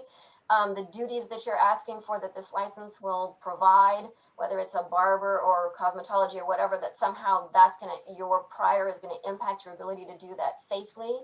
And again, looking at rehabilitation time. And I will defer to Josh Gaines with Council of State Governments, or Erica Nelson, if they are still on this call. They did an enormous amount of research into the collateral consequences and providing us the chart and the reasons. But the goal here, Chairman Bennett, is to make sure that it's individualized to that person and that there be some standards in place. So people can't just be disqualified just to be disqualified. Okay. Any other questions for her on collateral consequences? Okay, I think that gets us to the driver's license. Gets us to the driver's licenses, which are the last of our recommendations. So these should be familiar to the commission. We put these forward last year about this time, and there were bills that were on the floor but died because of COVID. One of the things I would like to remind the commission is that 50% of the people who are being released from KDOC have a difficult time getting a license due to outstanding fines and fees. That currently, if a person cannot pay fines or fees for a traffic ticket, their license is suspended. That while district courts have discretion to reduce fees, court fees, they cannot reduce mandated fines. And that once an individual's license is suspended, it cannot be reinstated until the underlying fines and fees are paid. And then they have to pay to Kansas Department of Revenue $122 per each charge on the ticket, right? So if you had a lane change violation and a stop sign violation, you would have to pay $244. You'd have to pay $122 for each ticket. And then you have to wait 90 days before your license is reinstated. And we know that for individuals who need housing, need a job, need to get to rehab, get to their probation officer, if you come out of prison and you have this hanging over you, it's a problem. And again, this is a holistic approach to making sure that individuals can be successful on reentry. And so recommendation 14 and 15 was merely to reintroduce the legislation that was introduced previously, House Bill 2547 and then Senate Bill 275, which basically did the same thing, only they changed a little bit in terms of whether or not you had to have a 90-day, 30-day, or 0-day suspension from Kansas Department of Revenue. Both bills removed the $25 payment to apply for a restricted license, made that right now it's non-refundable. It is now refundable. If you don't qualify for a restricted license, you don't have to pay the money. Decrease the administrative 90-day extension if an individual drove on a suspended license, and it reduced the cost to a flat $100 per case, rather than per charge listed in the ticket, or per traffic violation listed on the original ticket. And then recommendation 15, which I realize has got financial hits that will come with it, is that simply saying that the failure to pay a fine should not result in a suspended license. We had that introduced last year, and OJA provided that would probably be about $500,000 hit to their budget. We understand money is going to be the driver for some of these things, but we still put this in our report because we believe that at some point in time we need to stop suspending licenses because someone can't pay a lane change violation fee. We did not, I will note that there are some things we did not get to. We did not get to collections, which is people who get turned over to collections if they can't pay, especially when they're incarcerated. We did not get to access to medical care. There was some overlap with mental and substance abuse treatment, which we sort of deferred to that subcommittee. But there is room for us to still investigate. We know that the other factor to be successful on reentry is having adequate access to medical care. And that we just didn't have time for. You, since not specifically in your recommendations, I don't believe, unless I missed it, would you want those three things included in the, if we get another year, we'll look at these Yes. category? Yes, I would include So those. Jordan, talking about collections, access to medical care, and specifically, we'll say treatment issues, mental health and substance abuse in the context of reentry, leaving the penitentiary. Those might be included as the in that final recommendation or request section, Jordan. Okay. The other thing, Chairman Bennett, this is Jean Phillips again. The other thing we did not have time to dig down deep into was exactly which agencies are prohibiting people from getting licenses. Right, we just didn't have time to dig into the weeds on that. Okay, well, I do think that's one where as a bill gets drafted, it's assuming that a bill comes out of this and we have something that speaks to collateral consequences. I think that will, the revisers, by going through the bill or the statutes, that will become somewhat clear there, because there will necessarily be references to statutes that control various boards and various licensures, or the boards that control the licensures, I should say. That will necessarily be a part of that, and so I think that may take care of itself to some extent. So, any other questions, comments? There's a lot to unpack here, and I thank you, Professor Phillips, for all the work done with reentry. But any other questions for her about any of the issues? By my count, 15, again, with various subparts, 15 separate issues been raised by the reentry subcommittee. Mr. Chairman, Glenn Brown, District Judge. Yes, sir. The page 123 of the report indicates that the fiscal hit to OJA is $500,000, but I contacted OJA today, and their information is that hit is about estimated to be $1.8 million in 2018. I'm not sure whether we're talking about two different things here, but that's the potential revenue loss to the judicial budget. While I fully support and understand the problems with driver's licenses, and I think I talked to Representative Finney about one of the drug court participants we had and the enormous costs she had to get her driver's license back.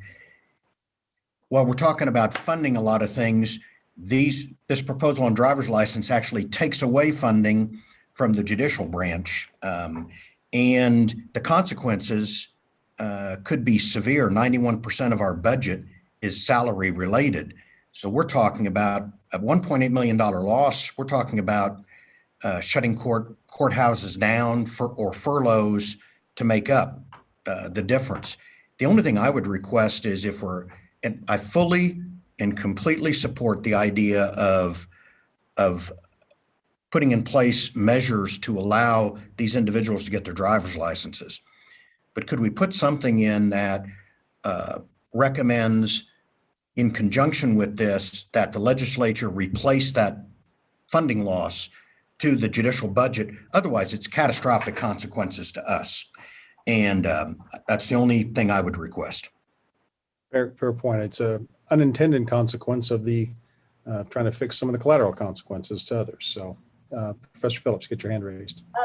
Yeah, so this is Jean Phillips. Judge, I am incredibly sympathetic. We actually, so that $500,000 cost was what was listed by, when you get on the Kansas Legislative and you pull up the bill and it has a cost benefit analysis, right, for each of the bills. That's where that $500,000 came from. I will note that when we received Open Records Act information from Kansas Department of Revenue, that it was a significant amount of money that is generated from the fines and fees for individuals who lose their licenses purely for not paying a ticket. I'm not talking about DUI. I'm talking about just not paying a driving ticket or a traffic ticket. So we had Representative Finney, before we were shut down with COVID, convened sort of the people in the room who would be impacted and some players, and OJA was there, and so was Kate Davis from the governor's office. And one of the things that came out of this is, yes, we have to find some other revenue source. We can't just leave the judicial branch with a $1 million hole in their budget.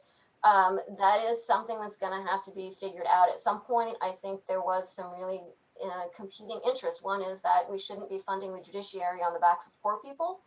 That we should, that the money should just be allocated, right, by the legislature. And so those are some conversations that are going to happen. And that is actually probably the one reason why that particular bill did not come out of committee, whereas the bill that reduced the amount of time for a suspended license and the restricted license fees, which was much less costly, that came out of committee. The other one did not. So I fully understand that there are financial ramifications. If I might, Representative Owens, Stephen Owens here, I wanted to talk specifically about this too before the judge, but I would argue, I said on judiciary, and I would argue that that is not the primary reason that that didn't come out of committee. There were a lot of alternative conversations about the reality that failure to pay a fine generally is not the overwhelming reason why people get their license suspended. Because judges, especially on a municipal court level where many of these happen, are generally very flexible with people as long as they're making their appearance date and making their attempts to make those payments or some sort of effort. I remember this hearing very well because there was a ton of people there trying to share their concern of why this doesn't work. But there's this other side of this conversation from law enforcement that says, okay, if we can't take their driver's license, then tell me what's their incentive to pay.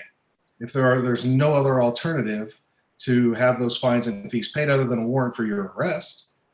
And if you have a warrant for your arrest, then people are going to jail, and it makes the problem even worse.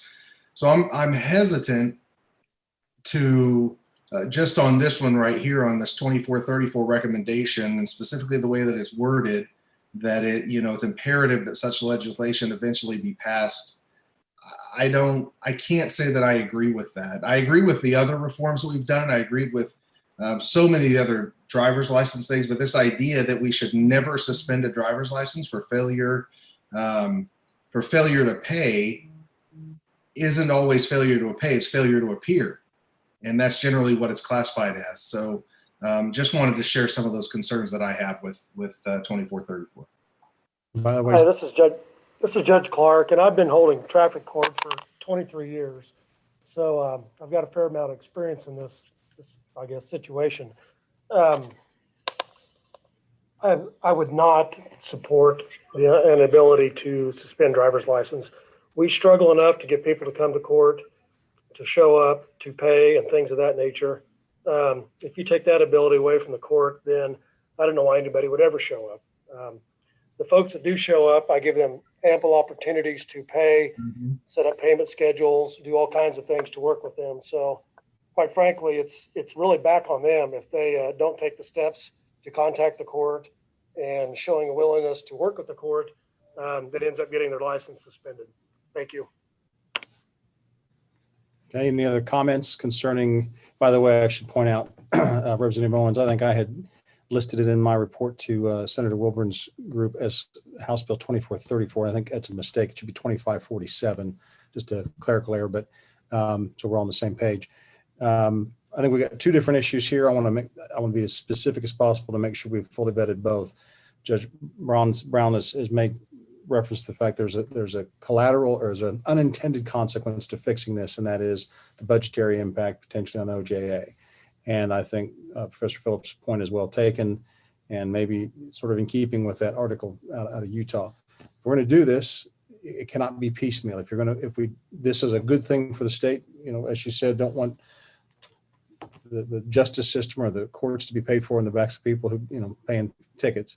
So if you're going to please do this for them, at the same time, there's got to be It's not a philosophical question. It's a pragmatic question. You have to then find substitute funding for that. So that's one issue. The second issue then is, and I should say probably that is, it strikes me as important enough that it bears being, that some words to that effect bears being added into any final report from this commission, just to call the question, so to speak, when it comes before the legislature, that this is one point when this really has to be a whole, it has to be an all or nothing, it has to be both. And then the second question would be whether or not taking away the ability for courts and Department of Revenue to suspend licenses for certain things is something we support. Professor Phillips, you get your hand up. Yeah, so this is Jean Phillips again. I understand that second bill about not suspending licenses for failing to pay a fine is not controversial, maybe is the reason. It is, right? People are not all going to agree on that. One thing that we have not explored as a committee, and if we're making a list of things to sort of justify coming back, that I would like to do, and I didn't have time to sort of flesh this out completely, and that is there are other states that have point systems, and is there ways to create a point system, right? So if it's it's the first traffic offense that you've had in a long time, is there a way? Because I understand that people who continually commit traffic offenses can ultimately be a danger. I also understand that you have to hold people accountable. I would be content with putting this on the list of things that we need to investigate a little bit further, rather than as justification. But that's my personal opinion. I will say that this is what the subcommittee itself adopted. As the chair of that subcommittee, I'll take your word on that. It makes sense. So last year, that's what we did. I mean, on our recommendations, this was like a recommendation for that last bill. Okay. So I'll make sure I understand, Representative Finney. Are you suggesting it then remain as a recommendation, or be part of the thing that we say we need to? Part of the thing that we need to work on later. Okay, gotcha. All right. Well, that is, since we have a ever lengthening list of things we'd like to do next year, that seems like an easy fix. We can add it to that list. All right. Any further, we'll go in reverse order here. Any further discussion on that? Professor Phillips' suggestion that, and I'll say it right now, House Bill 2547 be added to the list of issues that this body would like to take up again if given another year. Everybody comfortable with that? Just to clarify, Mr. Chair, Mr. Representative Owens, that would be taken out of our list of that we're probably about to vote on, and that it's moved over for further consideration and not, yes, we support. Accurate, yes. Very good. Thank you. Thank you for that. Thank you, Professor Phillips. And then any further discussion on that point? Chief Ackerman here. I got one other thing still. I go back to the 39-709 for the federal ban. I'm not against funding whatsoever for people that need it. Would this be something we can put off until we find a way? There's got to be some type of accountability if we're going to be supporting families. And we're paying $70,000 a year already to put them in prison. Now we're bringing them out. Now we're handing them more money without any accountability. Just kind of bothers me. I think there has to be something, get your job, get your license, get all this. I'm all for that. But there's got to be some type of accountability before. I don't think just totally opting out of something. It was created for a reason. Sure. But I think we need to find something for it. So let's turn to that here quickly. Then, if I understand what was said earlier, this is a federal program, and so states can opt out of that one provision that says if you get these issues, you're just flat not eligible. Mm-hmm. The question I have is, because it's a federal program, we're either a part of the program, we either accept those federal dollars or we don't. And it sounds like 30 other states have also though said, we're not going to, apparently it's permissible to be a part of the act, but I opt out of that one caveat. Okay.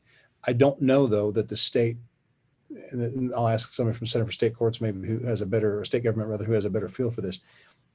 The state doesn't generally have the ability then to impose limitations on federal dollars unless they're imposed on them when they're dispersed by the feds. Does that make sense? I'm not sure we could opt out of that and then impose our own limitations on federal dollars. One of the representatives or one of the senators or somebody from the Center for State Government want to weigh in on that. You understand what I'm saying? We either accept it or we don't. We can opt out of the ban or the preempt on eligibility. We can opt out of that, but I don't know that the state can then put a state law that says you got to do these things to be eligible. I don't know. Anybody know more about that than me? This is Josh Gaines of the Council of State Governments. As I make sure I'm not on mute. So the federal default position is any drug felony equals a lifetime ban across the board. Kansas has already modified that, and states are allowed to opt out entirely or do something in between, which is where Kansas currently is, where they have a 5-year ban, for example, on TANF, and then for a subsequent offense, you have that. So there is something in between. On the point of accountability, one thing I'll note is for TANF, because that's cash assistance as opposed to food assistance, which can only be spent on food using an EBT card or something similar, where everything you purchase is checked against that. For TANF with the cash benefits, there is in place separate from the conviction-based ban a suspicion-based drug testing, which is something entirely different, where if the department has suspicion that someone has been using drugs, they can then order testing and can withhold benefits based on that, which is something that would be, I think, retained based on the recommendations that have been put forward. So to Chief Ackerman's point, on the TANF side of the house, sounds like protections are in place as is. Fair statement? Josh, I guess I'm asking you. Go ahead, Josh. On the I would just say yes. I mean, there is some accountability on the drug use side, certainly. And then on SNAP, though, that's where the state has some ability to add more protections, relax them, et cetera. Is that overstating that? Well, I'll maybe just to back up a little bit. So TANF and SNAP, the federal default position, right, is lifetime ban for any drug felony conviction. Now, with both SNAP and TANF, anything, the state can opt out entirely or can put restrictions, short of that full lifetime ban for the first felony drug conviction. So that's the case with SNAP and TANF. Currently, apart from that ban, there is that suspicion-based drug testing for TANF, but that does not apply in Kansas to SNAP. Okay. Sorry, Representative Owen. So as this currently says, because I have some of the same concerns primarily with the TANF piece than I do SNAP. I think regardless of whether you've had a drug habit or not, if you've got a hungry belly, you need to eat, and so do your kids and everything else. My concern lies with TANF, with literally providing people with cash.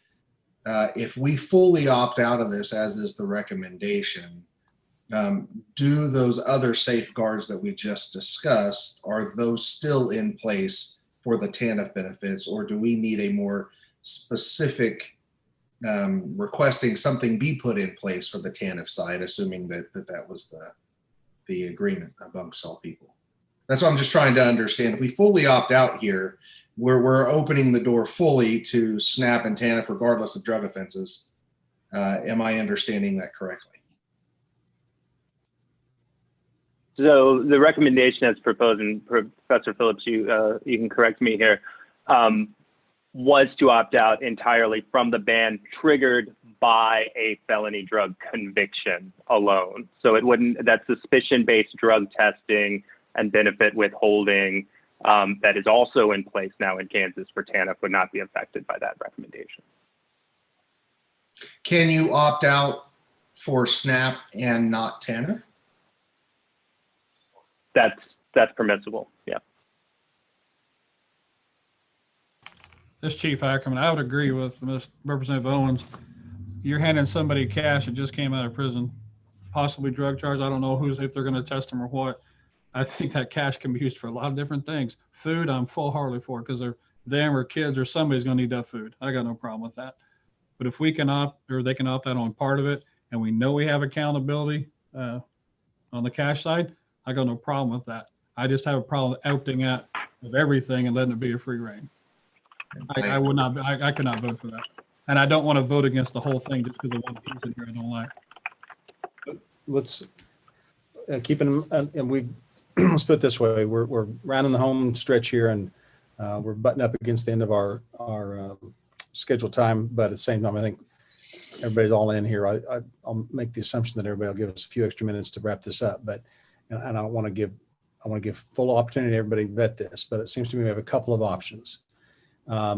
As to what was listed as number, I believe this is number 9. This is the TANF SNAP issue.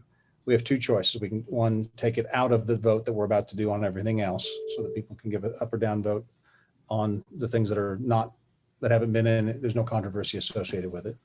Or we could take a sort of a friendly amendment and say that the recommendation is that the state consider opting out with leaving protections in as available with respect to the TANF expenditures. It's maybe splitting the baby a bit, but you know, let's put it this way. I think at some point, you know, well, that's an option for us. Professor Phillips. So, Gene Phillips, I guess I would add one thing is that this only applies to felony drug convictions, right? We don't seem to have a, and that I'm not sure I think makes sense. I mean, right? Why is it that someone with a felony drug conviction doesn't have access to this, but someone who has a felony conviction for any other purpose has access to this? But I think that for a friendly amendment, we could say, look, we're going to opt out for SNAP. We maybe don't want to opt out for TANF. We maybe want to leave, I don't know if we can leave in some other requirements for TANF. And I guess if we are concerned about TANF and leaving in some other requirements, I would suggest we split this out. If people are comfortable with providing food, right? It's a food stamp. You have to go in and you have to buy bread with it. You can't go just take cash and buy something else with it. If we're comfortable with SNAP, let's leave SNAP in, remove TANF, and maybe we explore TANF as one of our options for the next time around, and we spend more time figuring out what exactly can we do. I mean, are there other ways besides lifetime bans? I mean, and whether or not there's something else that we can do with TANF. And so I would maybe make that own friendly amendment to our committee. I'll add one other thing, and I think Senator Wilburn mentioned it last time, and that is there's also a political angle to all of this. And if you really want to get something done, sometimes it's better to make it more palatable. And I think while some of us may agree or disagree with any nuance here, you still got to put this in front of a legislature. The legislature a few years ago tied unemployment benefits to drug testing. So I think our odds of success in getting at least the spirit of what we're after here may be increased by the amendment you just made. I'll assume either Chief or Senator or Representative Owens will second that amendment. Yeah, absolutely. So Representative Owens seconded the amendment proposed by Professor Phillips. All right. So before we vote, I want to go back to number 14 and 15. Can I clarify one thing, Chairman Bennett? Please. And that is that we're going to put the TANF is going to go into the list of things we're going to explore if we get continued. Yep, that's what I understood you to say. Hey, I need a clarification also. When we were talking about the suspended driver's license, we're leaving in 2547 and taking out 2434. Am I correct? Because 2547 passed the House 125 to 0. It was 2434. That was the one that we need to look into the future for. I just want to make sure that we're on the same page with that. Okay, then Yes, as I understand, this is Representative Owens, Representative Finney. That's what I understand. It's specifically, and it's not 2434. It was actually, I believe, 2547 is what we corrected that to be, and that was the one that was going to be looked at later. But the other ones that have passed, 25. Oh, excuse me. It was 2547 and 275 that were merged. That and 2547 passed the House 125 to 0. It was Right, yeah. 34 that didn't go anywhere. Then yes, that's what I understood. Okay. I just want to make sure we're on the same page. And here in a minute, Jordan will make us all say it all again and get it right. Okay, thank you. Yes, let's put it this way. We want the one that stalled out. That's the one we want to take more issue with. So, And that is 2547. Okay.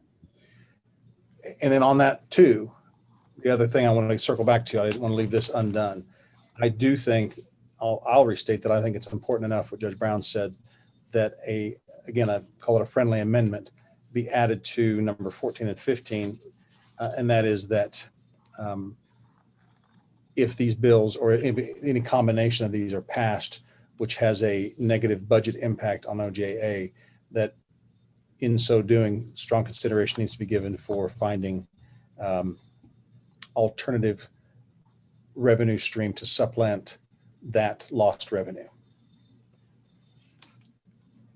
Anybody disagree with that?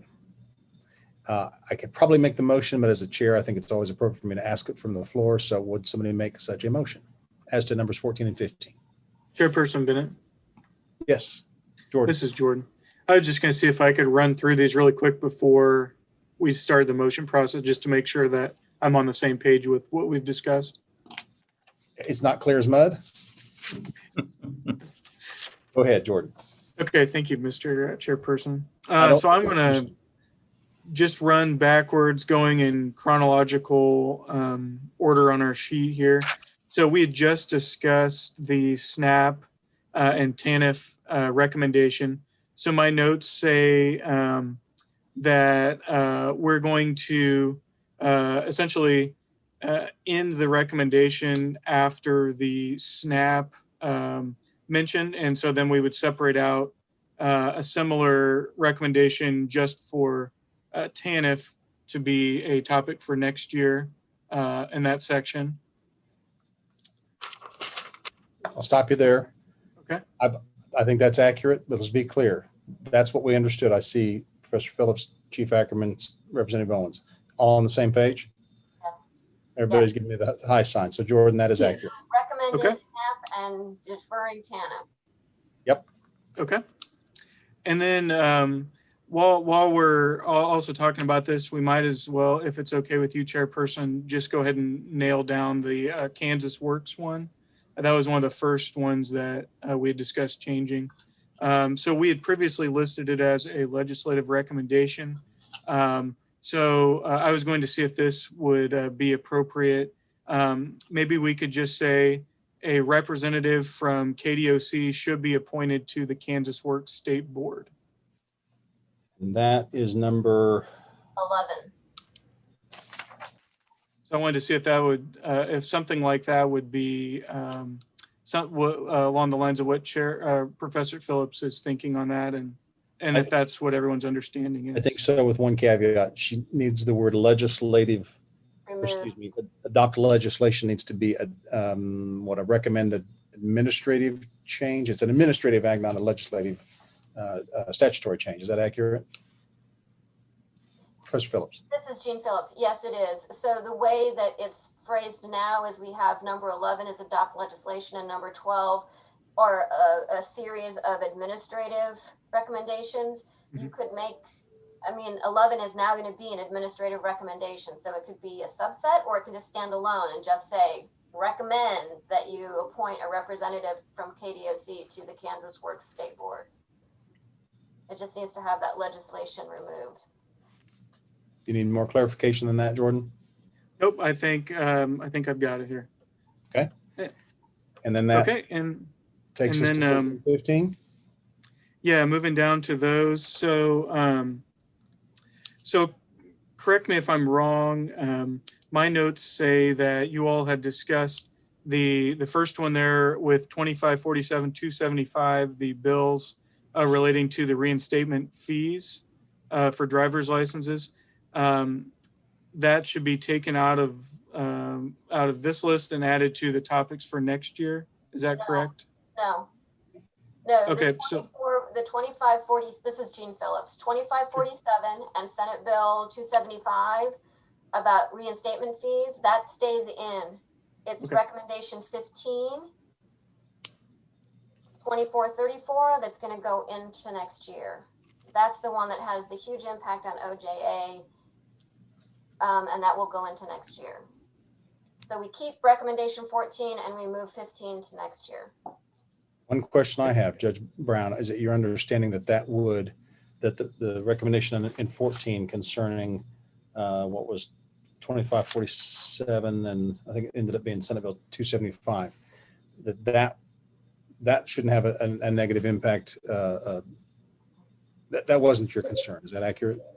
No, I think it also has a negative impact, and all I'm asking is that we include the language, Mr. Chairman, that you had mentioned earlier, that we put in a provision that says any lost revenue to OJA, we recommend that it be replaced by substitute or alternate funds, just simply so we don't have a loss in our budget.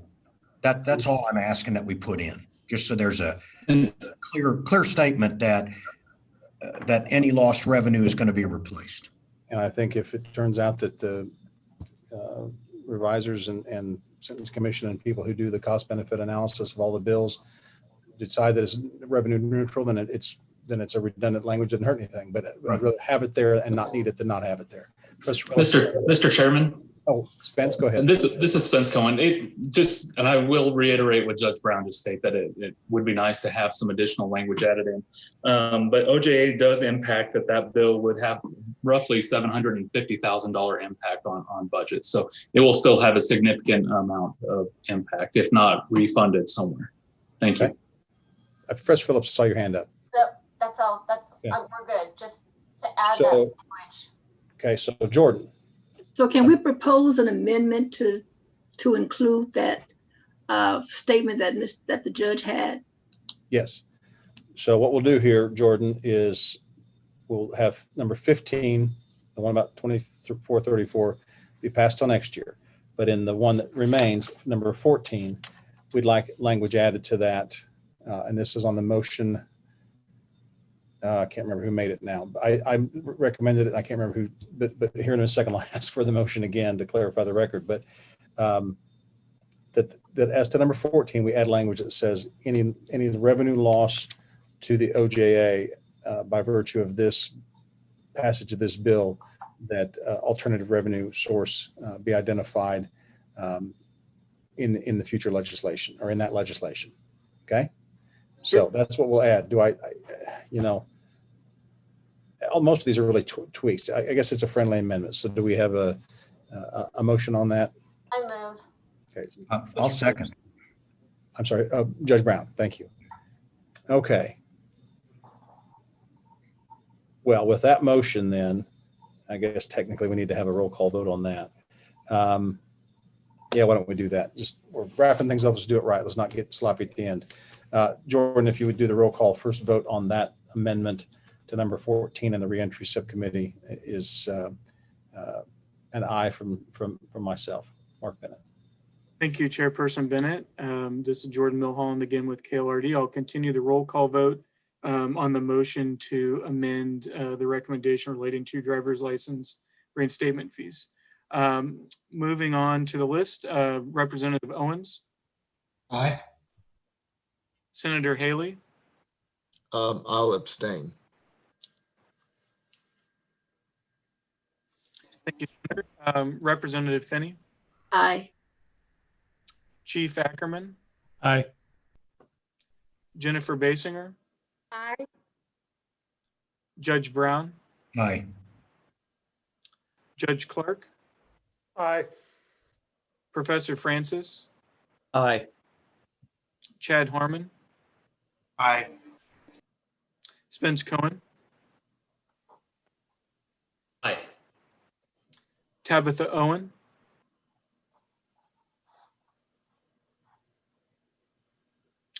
Sylvia Penner.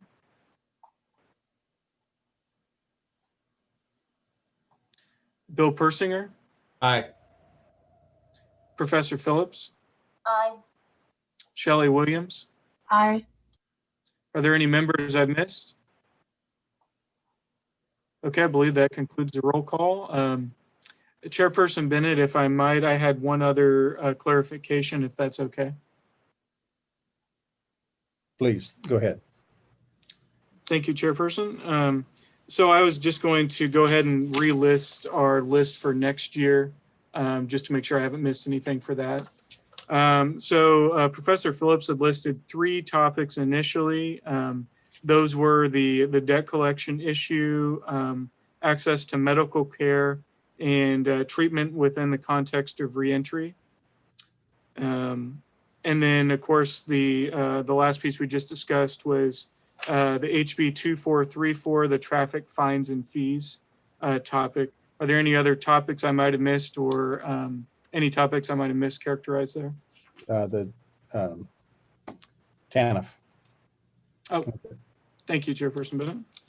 And Chairperson Jordan, this is Jean Phillips. I think that we had also listed that maybe we would dig deeper into the licensing boards to figure out which boards are denying when, right? So we could have maybe some more targeted statutes. We can certainly add that in there. I think that was the one I said. I think if the bill gets put together, right, it will go away, fine, but if it doesn't, right? If not, yeah, we don't want to forget that next year. Absolutely. Right. So you can make a reference to that too, Jordan. Okay. So, anything else, Jordan? I believe that's everything I have on my sheet to double check on. All right. So, I want to make sure. I believe we just voted on the amendment to 14 or to 14, which means we still have to vote then up or down on the balance of the reentry subcommittee's recommendations. We on the same page there? Yes. Okay. Since this will be what I believe, if we do this right, will be the final vote of the 2019-2020 Criminal Justice Reform Commission in the state of Kansas. Is there anything that has not been brought up at this point that, because this will be the final vote that Jordan and Bob and others will use to formulate our December 1st, 2020 report? Anything else that we've not given voice to, things been overlooked in one of the subcommittee reports, anything else? All right, if not, then I will take a motion to endorse with the amendments already made and the explanations already given, the balance of the recommendations from the reentry subcommittee identified as numbers 1 through what was originally 15 on your list. Chief Ackerman, so moved. Got a second? Second. Oh. That was Shelley Williams. You spoke first. You get in the record. You get to be named. So, with that, I'll. Any further discussion? Seeing none, the first vote. Jordan, call the roll. First vote. Mark Bennett, Chair. Aye. Thank you, Mr. Chairperson. Jordan Milholland, Legislative Research. I'll continue with our roll call. Representative Owens. Aye. Senator Haley. Okay, aye. Senator Wilborn. Representative Finney. Aye. Chief Ackerman. Aye. Marty. Jennifer Basinger. Aye. Judge Brown. Aye. Judge Clark. Aye. Professor Francis. Aye. Chad Harmon. Aye. Spence Cohen. Aye. Tabitha Owen. Aye. Sylvia Penner. Bill Persinger. Aye. Professor Phillips. Aye. Shelley Williams. Aye. Are there any members I've missed? All right, Mr. Chairperson, I believe that concludes the roll call vote. One final act here. I had forgotten this. Jordan and I spoke earlier today to allow he and Bob a little bit of editorial license to make to put the thing together, not to change anything substantively, but just to make sure the final report reads the way we want it to. They've asked, and I believe Natalie tell me if I'm wrong here, believes this is permissible. I need one final motion. So I spoke too soon. We have one last vote. I need somebody to make the following motion.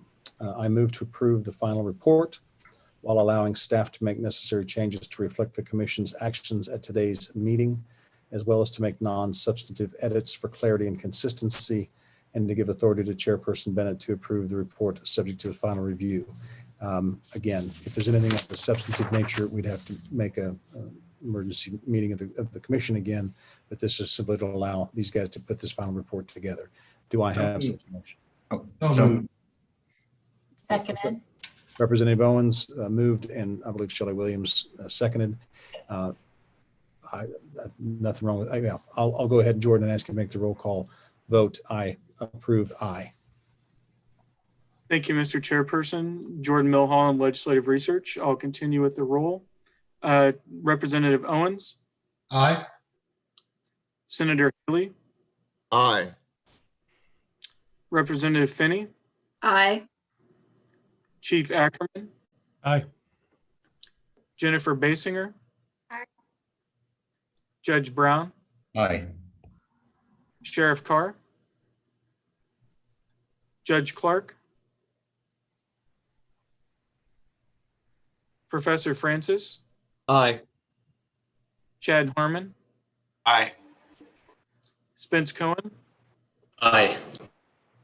Tabitha Owen. Aye. Sylvia Penner.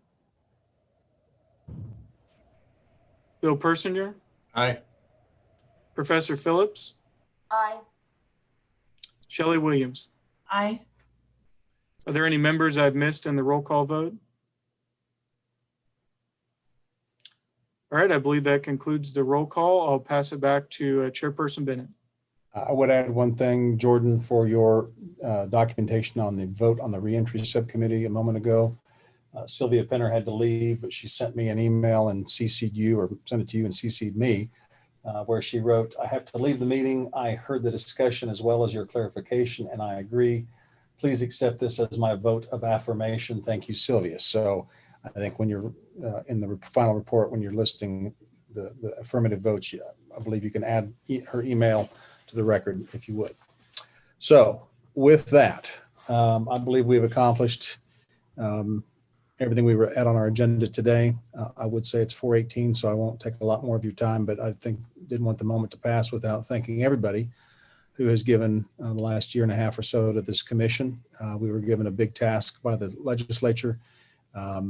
I'm sure there will be some who wish we had been more aggressive in certain areas, but I think a list of recommendations that numbers, by my account, 50-ish, right at 50 specific recommendations, has been a pretty monumental effort by a lot of folks. I do think, and I do hope, that the legislature sees fit to give us additional time so we can dig a little deeper and make some of the more, maybe take on a few more of those issues. But if the legislature, if the money's there, obviously there's always the ifs, but we've given them a framework for, I think, a better justice system in the state, and I'm proud to have had my name associated with it. So thank you all. I will finally say that on top of all the work done, the fact that we've been able to do this during a pandemic, I'm not in great shakes to tell you this, but I was actually home. Today's my first day back in 2 weeks because I got the damn thing. So we've gotten all this done using Zoom.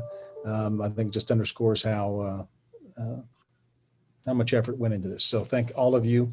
If we were there, I'd offer to buy everybody a drink after this. But, we'll have to wait till next year, maybe. May I add a few words, Mr. Chairperson? Sure. All right, thank you very much. I wanted to again express my appreciation for each and every one of you and the work that you guys have done. I also wanted to update you. We had interim committees last week over corrections, juvenile justice. And I wanted to also express the thanks of Chairman Russ Jennings to this committee for the work that has been done. He's incredibly grateful. He was the author of the bill that created this committee. We are also taking it upon the interim committee to kind of create a bundle of bills, if you will, with all the legislation that was introduced last year that didn't make it through as a result of the legislature closing early and many of which have been discussed and are in this upcoming report to hopefully fast track those through the system, realizing that they've already made it halfway through once before. So just know that the work continues. I've also already started conversations with the revisor's office to draft the bill to request an extension of time for additional work. So if it is the will of the legislature and the body to do that, we will do so. So anyway, thank you guys all for your time and the opportunity to work with you and the opportunity to truly make some meaningful change here in Kansas. Thank you. Last thing, thanks to Patrick Armstrong, the folks at the Conover State Government done Herculean work for us. We couldn't have gotten as much done as we have without them. Thanks to Bob and Jordan and Natalie and the folks behind the scenes. Trust me, if I was in charge of a Zoom, it wouldn't happen. So appreciate all the work. Anyone got any last comments before we wrap it up? Okay, thank you, folks. Have a great Thanksgiving, and I suspect we'll be in touch no matter what. Need some written testimonies, some potential live testimony as bills get introduced, and I need conferees, et cetera. So stay tuned. Take care, and I hope to see you next year.